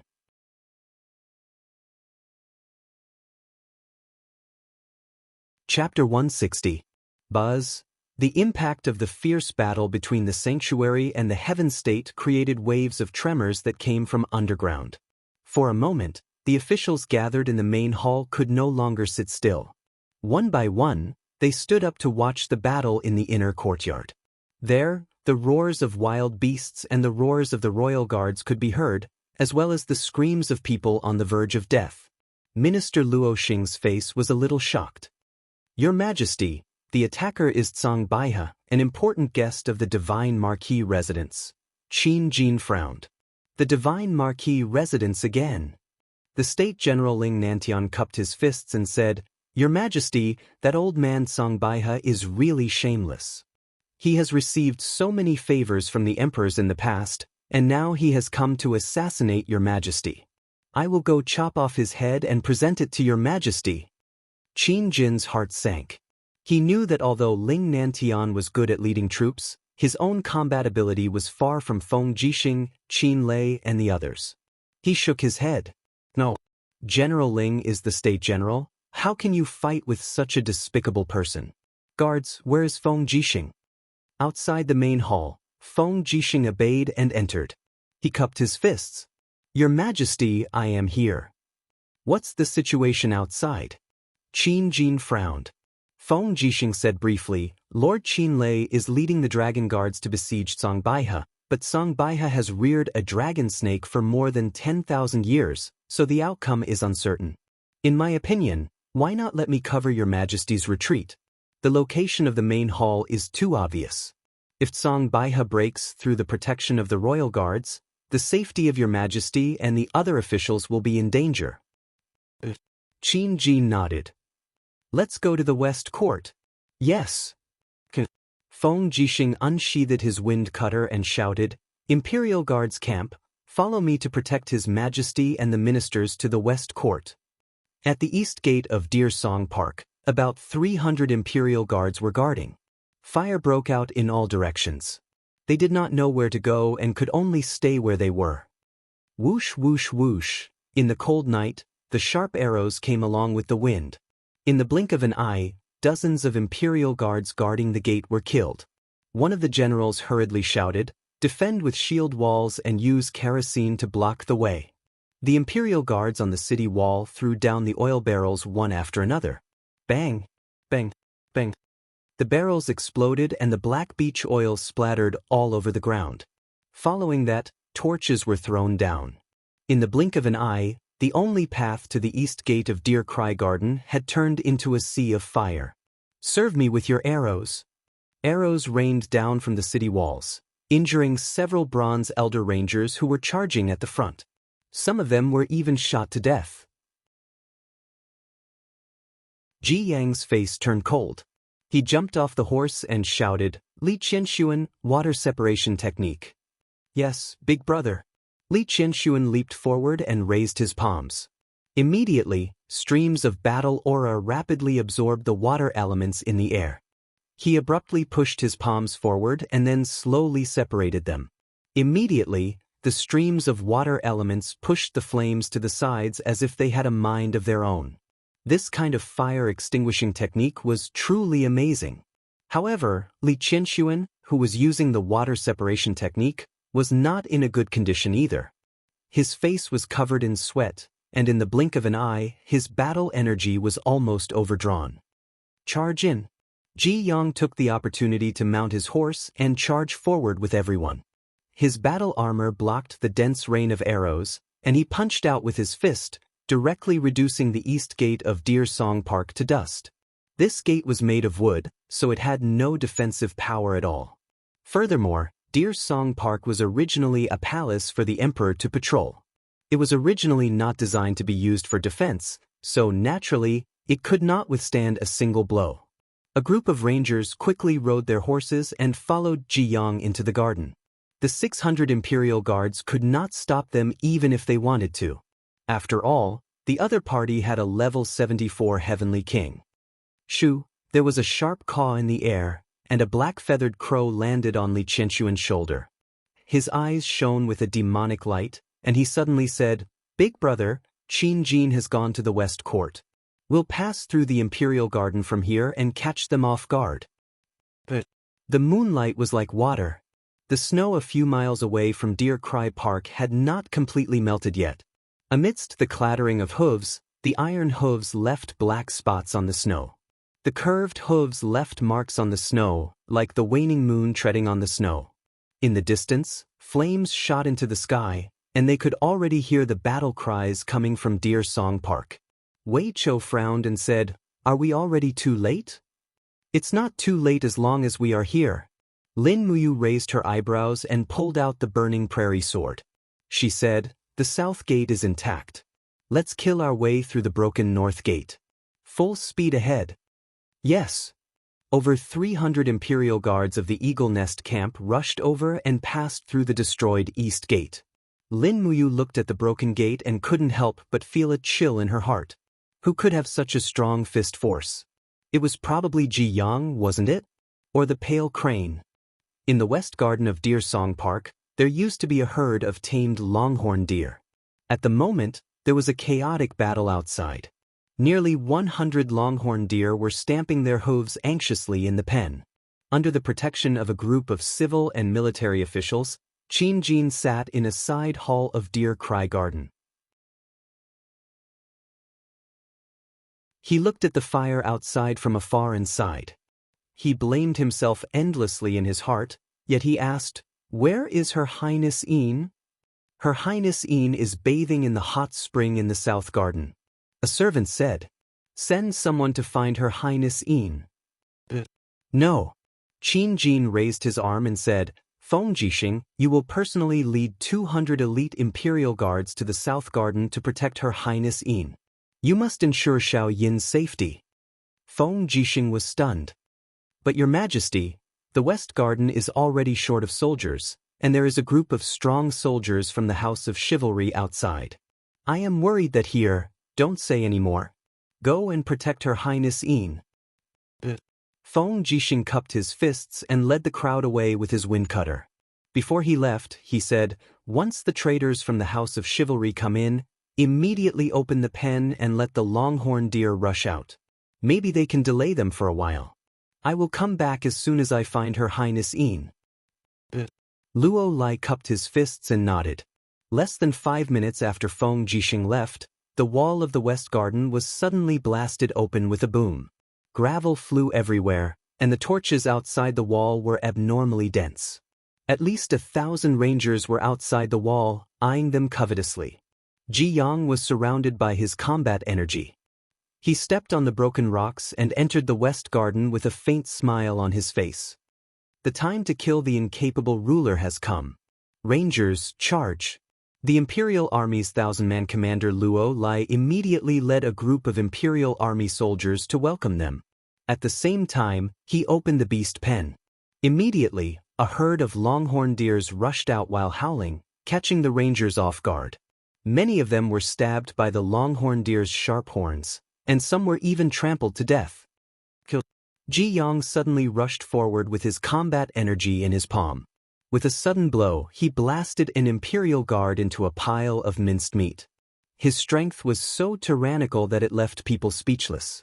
A group of Jinzun and Silver Venerable Rangers rushed in with their swords. The scene once again turned into a chaotic battle. "Protect Her Majesty! Protect Her Majesty!" The civil and military officials shouted loudly. But who could protect Qin Jin at this time? Ji Yang, Li Qianxuan, and the other Heaven Realm experts launched their attacks, and the situation became completely one-sided. The 200 Imperial Guards led by Luo Lai were killed one after another, and in the blink of an eye, there were only 50 people left, and even Luo Lai himself was injured. One of his arms was fractured by Jiang, and his arm was hanging by his side, and he could not even hold his long sword steadily. Gritting his teeth, Luo Lai switched to his left hand to hold his sword. But he was not familiar with it, and he was sent flying by Jiang with a palm strike. General Luo Lai. Qin Jin gritted his teeth and shouted, "Stop fighting. You should not die like this. If the people from the House of Chivalry really want to kill me, then kill them. After I die, Qin Een will be the ruler, and the empire will not be destroyed." Jiang could not help but laugh. "Qin Jin, do you think your daughter can still live? Rangers, kill them all. Leave no one alive. I'm going to change the empire's territory today." Just at this moment, the wall at the side suddenly collapsed with a bang, creating a huge gap. A group of people wearing the armor of the Imperial Guard appeared in front of everyone's eyes. The person at the front was impressively a young general holding a flaming longsword. His white robes fluttered in the wind. Suddenly, he opened his palm and let go of the long sword. A dense flame shrouded his palm and the long sword began to spin rapidly. Using fire to control the sword, Lin Muyu urged her horse forward with the long sword in her hand, and her target was Ji Yang. "Lin Yan, it's you." Ji Yang recognized Lin Muyu at a glance. He could not help but shout angrily, "You shameless villain, so you are also a lackey of the emperor? Say what you want." Lin Muyu charged at Ji Yang with great momentum. She leaped from her horse and controlled the burning prairie sword with her palms, striking at Ji Yang with a mighty strike.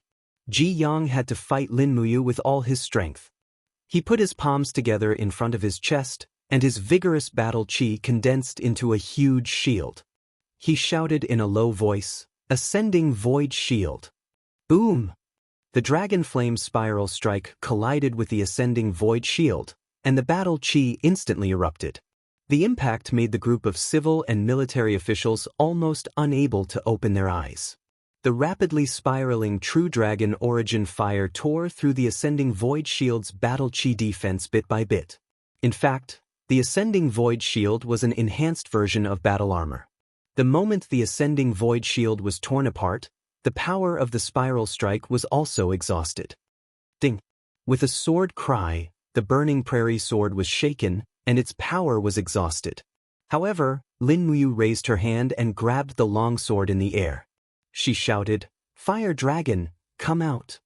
Battle chi poured into the blade, and she directly launched a sword soul attack. The fire dragon roared and rushed out through the blade, directly hitting Jiang's chest. Jiang had already consumed more than 50% of his battle chi along the way.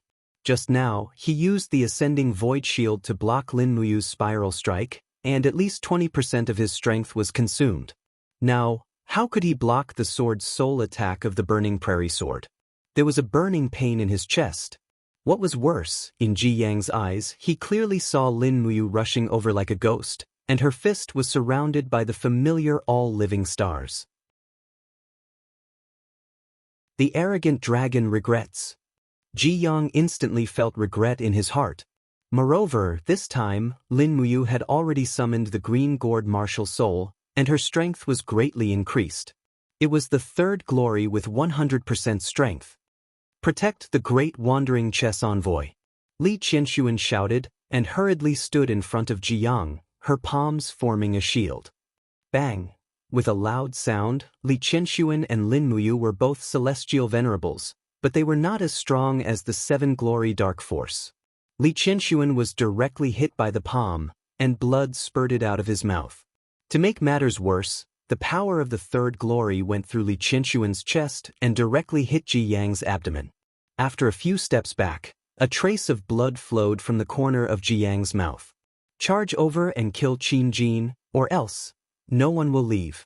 Flames of madness burned in Ji Yang's eyes. Lin Muyu's aura was also surging. After using the third glory, her battle chi seemed to have been drained, and she needed a few seconds to recover. Standing in the distance, she said calmly, "Royal guards, protect His Majesty and the ministers." "Yes." Wei Chou and the others all pulled out their swords, activated their martial souls, and charged at the group of rangers.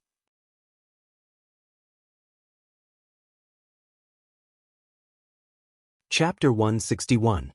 The Eagle Guards. "It's the Eagle Guards." The officials cheered.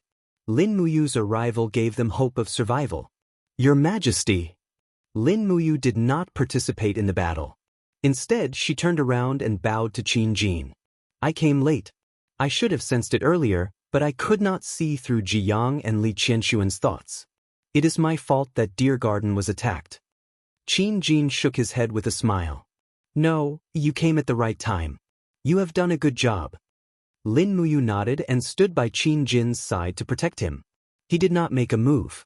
When he approached Deer Cry Park, he had already used his spirit pulse technique to sense the aura fluctuations of the surrounding experts. Within the vicinity of Deer Cry Park, the white crane and the 12,300-year-old dragon serpent's aura were the strongest, followed by Jiang.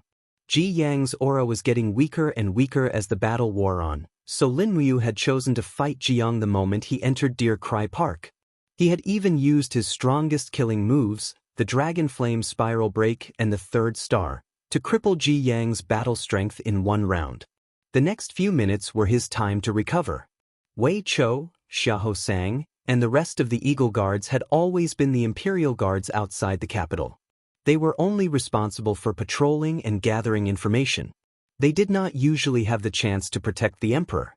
That was why the opportunity before them was so precious. They fought the Rangers with all their might. 300 of them fought to a draw against more than 1,000 Rangers. Not long after, more than 1,000 Imperial Guards guarding the west gate of Deer Cry Garden charged over. With a pincer attack from both sides, the House of Chivalry was instantly defeated. Silver Venerable, Bronze Venerable, and Iron Venerable Wanderers died under the arrows. Even 2 golden venerable wanderers were killed by Wei Qiu and Xia Hosang. Ji Yang and Li Qianxuan fled, and the imperial guards did not pursue them. Instead, they let the imperial guards pursue them. Lin Muyu. Qin Jin suddenly raised an eyebrow and said, Xiao Yin is still in the southern court. I wonder how she's doing right now. Feng Jixing is bringing people over right now. You should hurry over as well. Perhaps you'll be able to help Feng Jixing. Lin Muyu stared blankly for a moment, but didn't say anything. She carried her sword and used the falling star steps to rush to the west court. Rumble! A violent rumbling sound came from underground. Feng Jixing looked at the movement under his feet and frowned. He said, The dragon serpent has burrowed back into the ground. Where are Her Highness Yin's people? His Highness, you can stay in the side hall's hot spring. We'll stand guard here, said one of the Imperial Army's Kiliarchs.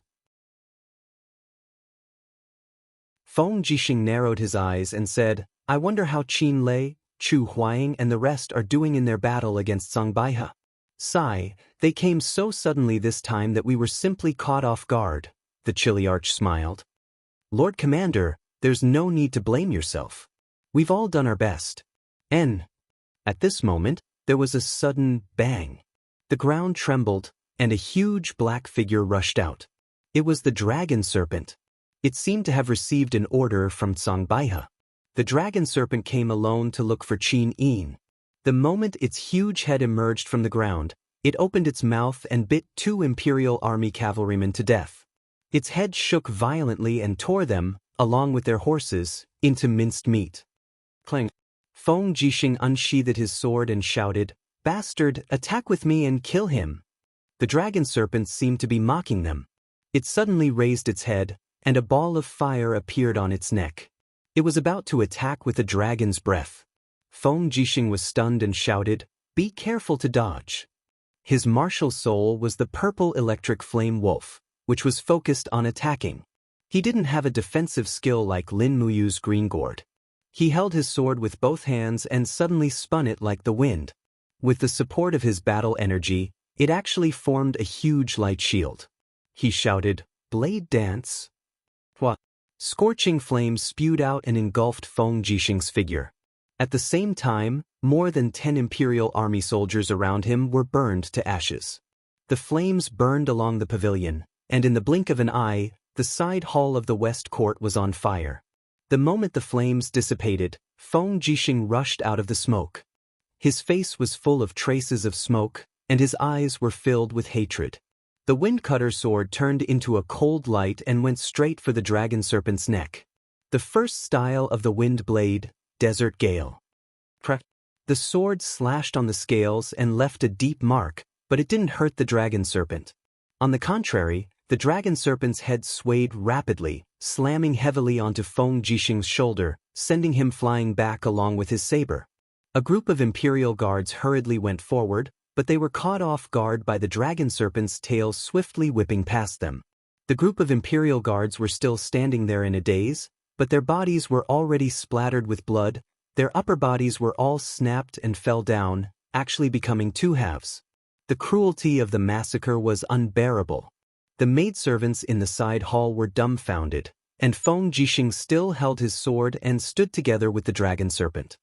Rustle, rustle.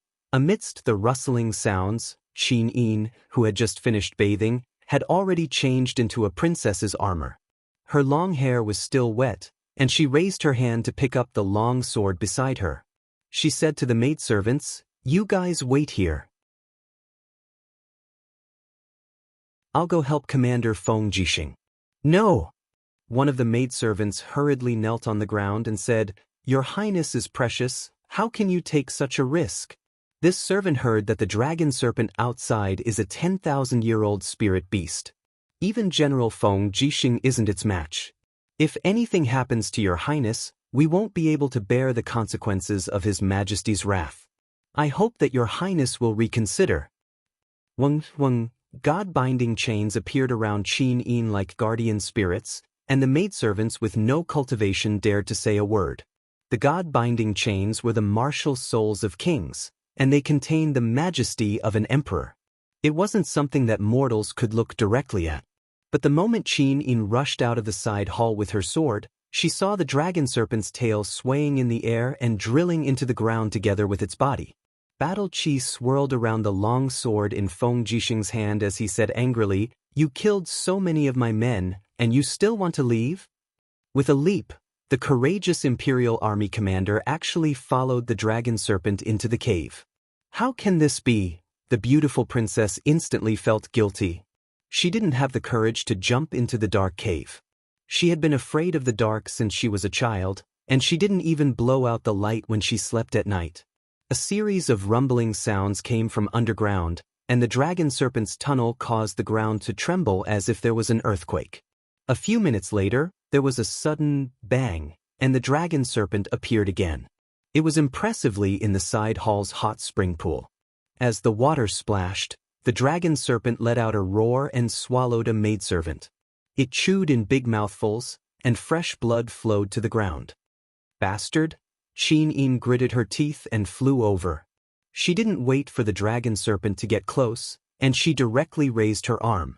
Battle Qi condensed in the distance, and with a schwa, a golden light burst out, and the god-binding chains broke out from the ground and bombarded the dragon serpent's lower jaw. Immediately, a few large scales flew off, and one could faintly see the dragon serpent's scarlet blood dripping down. Feng Jixing grabbed the dragon serpent's tail, and he held it tightly with one hand while the other held the windcutter saber. He hacked at the dragon serpent's body, and it looked very strange and comical. Hiss, hiss! The dragon serpent's huge body twisted, and it went straight for Qin Yin.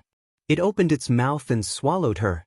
Qin Yin hurriedly summoned the god-binding chains, and with all her might, she summoned 6 god-binding chains in front of her chest. However, with a purring sound, the dragon serpent still broke through them. The blood-red tongue spat out, and it directly wrapped around Qin Yin's arm, pulling her towards its mouth. "It's over." Qin Yin's heart instantly turned to ashes. She waved her sword and slashed, but it was impossible to cut through the extremely tough tongue of the dragon serpent. Moreover, the dragon serpent's strength was frightening, and it dragged her towards its frightening bloody mouth. She couldn't help but close her eyes, and tears filled her eyes. She didn't expect that she would still be buried in the dragon serpent's mouth after escaping from the dragon serpent's poison last time. Just when Qin Yin was in despair, she suddenly felt a warm feeling under her feet. With a rustling sound, a green-gored vine soared into the sky, and in the blink of an eye, it wrapped around Qin Yin's body, trying to pull her back. "You!" She hurriedly turned her head, and saw Lin Muyu rushing over with the burning prairie sword. The gourd surrounded her, and the burning prairie sword was piercingly cold. She brazenly slashed at the thick and long tongue of the dragon serpent. It still couldn't be cut. Even Qin Yin's god-binding chains, known as the #1 offensive martial spirit, couldn't cut through the tongue. Naturally, Lin Muyu's 10th grade green gourd couldn't cut through it either. However, Lin Muyu was anxious, and her eyes turned cold. She opened her mouth and bit the dragon serpent's tongue. Its teeth were about to break, but it was strange that the tongue could withstand the attack of the god-binding chains, but it seemed to be unable to withstand Lin Muyu's sharp teeth. When it bit again, a fishy taste rushed into its throat. It had bitten through the tongue. Hiss, hiss! The dragon serpent was in pain, and hurriedly retracted its tongue. Meanwhile, Feng Jixing had already taken the opportunity to carry the windcutter to the side of the dragon serpent. With a spin of the blade, he shouted, "Hot sand gold!" After 3 consecutive slashes, the dragon serpent flew back, but before it could feel proud, the dragon serpent's tail had already mysteriously whipped Feng Jixing's shoulder. With a "kacha" sound, his left arm had already been broken. With a miserable groan, he fell to a corner of the side hall, and his face was deathly pale. "You Highness Yin, be careful." "No, the dragon serpent is too fast," Qin said. Lin Muyu had already moved forward with her sword, and the wall of the gourd protected the front of Qin Yin. As expected, the dragon serpent's devouring attack and whipping tail came one after another.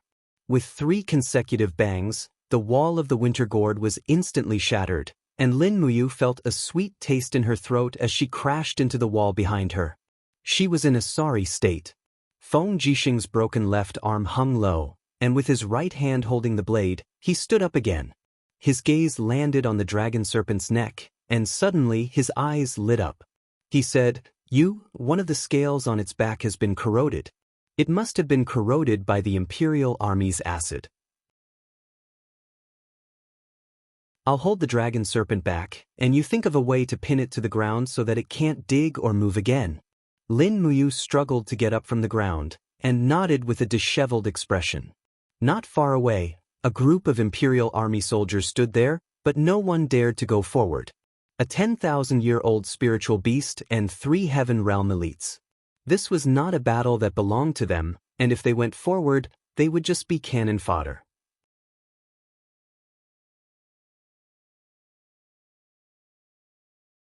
Chapter 162.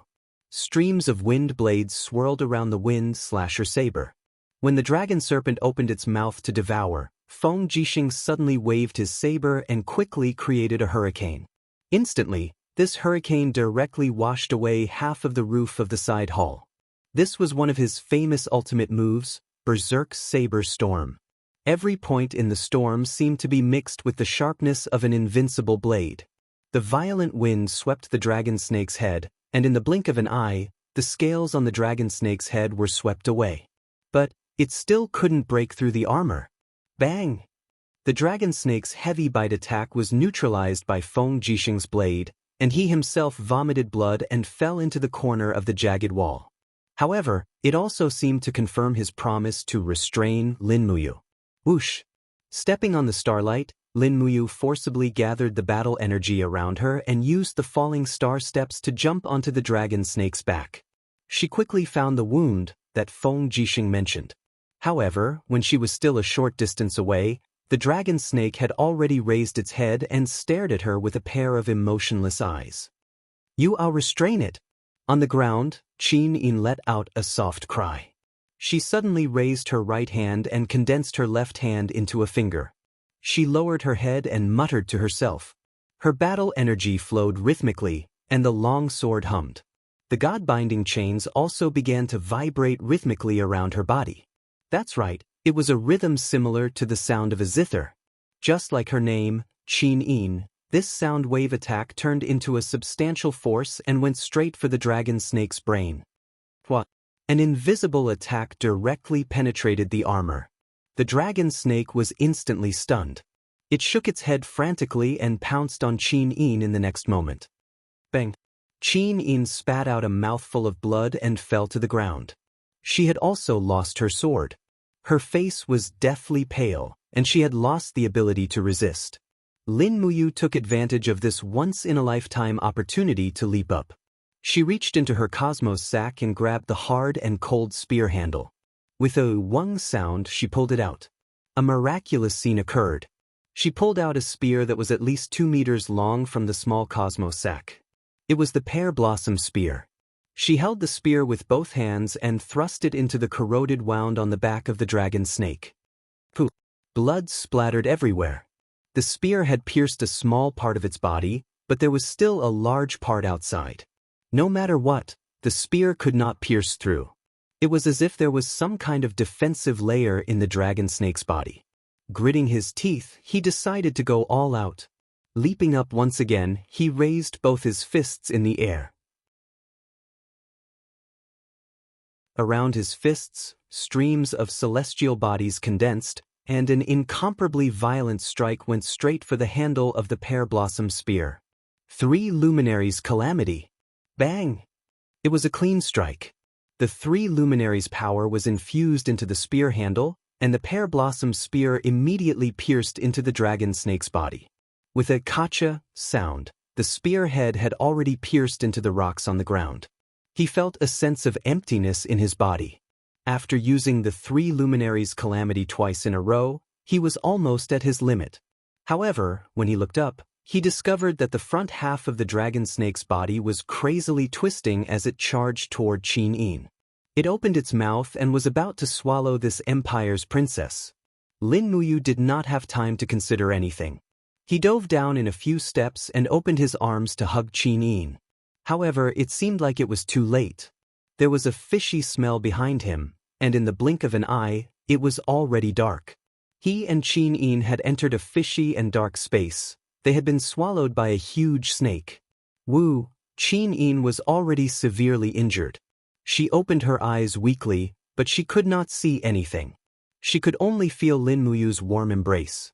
She called out softly. Lin Muyu hugged her tightly. Don't open your eyes. The dragon snake has venom in its body, and it will blind your eyes.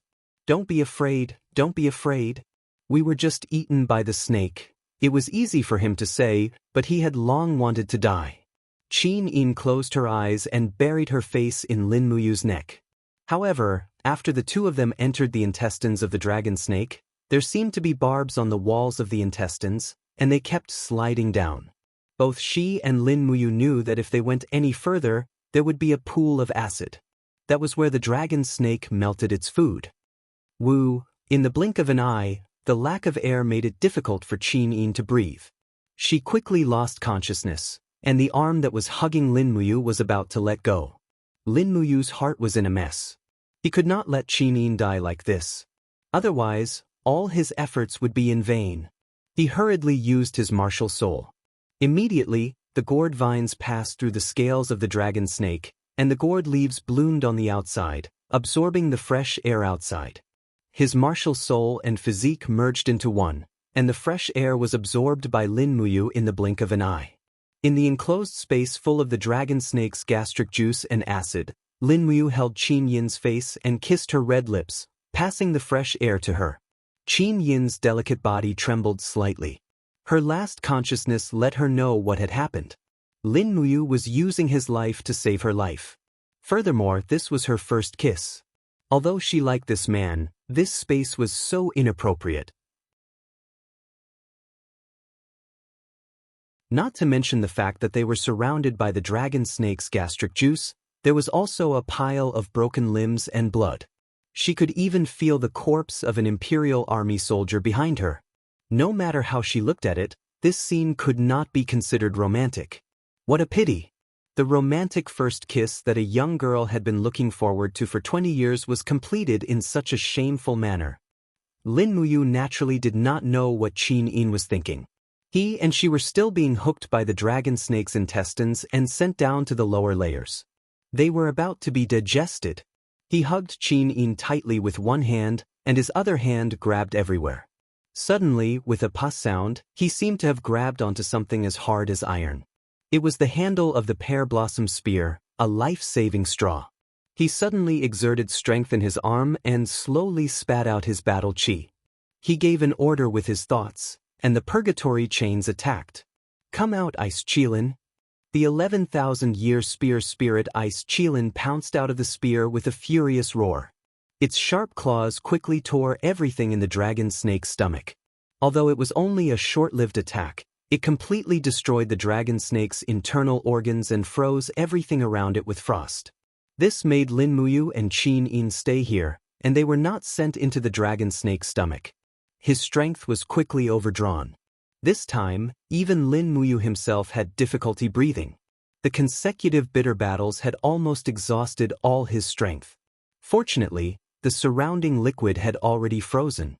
Qin Yin, who was in his arms, was no longer moving. She had fainted, and it was unknown whether she was dead or alive. Lin Muyu could not help but laugh at himself.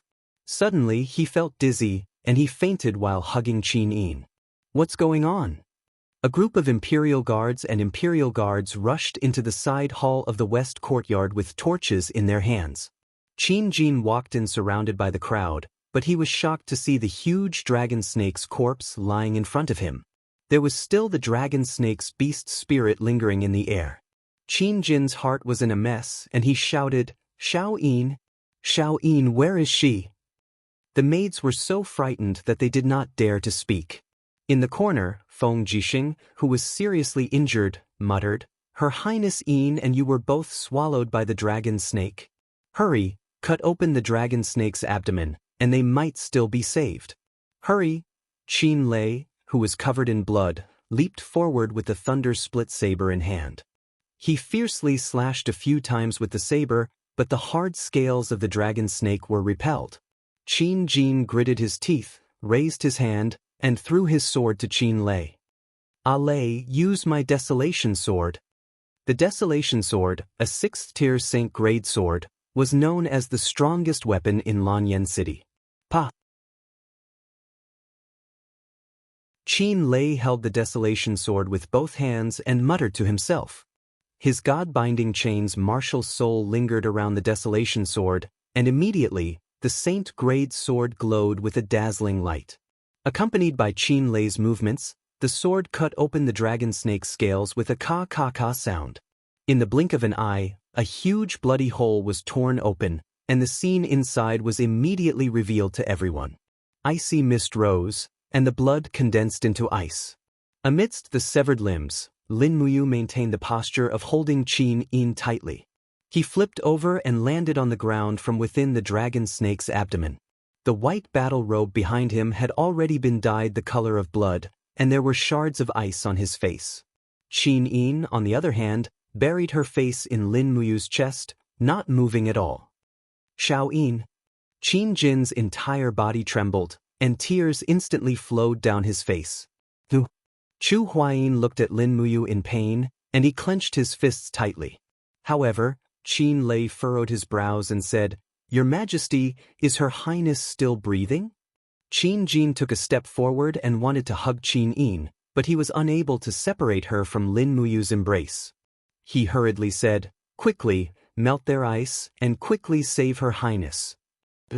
Chu Huayin flew forward, ignoring the bloody wound on his shoulder. With a low shout, he covered Lin Muyu and Qin Yin's bodies with his palms. His battle energy rapidly increased, and it turned into a warm and gentle force that seeped into their bodies. Among everyone present, Qin Lei and Feng Jixing's power was too overbearing. Only Chu Huayin's power leaned towards the gentle side, and it wouldn't hurt the two who were already sealed in ice. As the ice and snow rapidly melted, Qin Yin gently leaned against Lin Muyu's chest.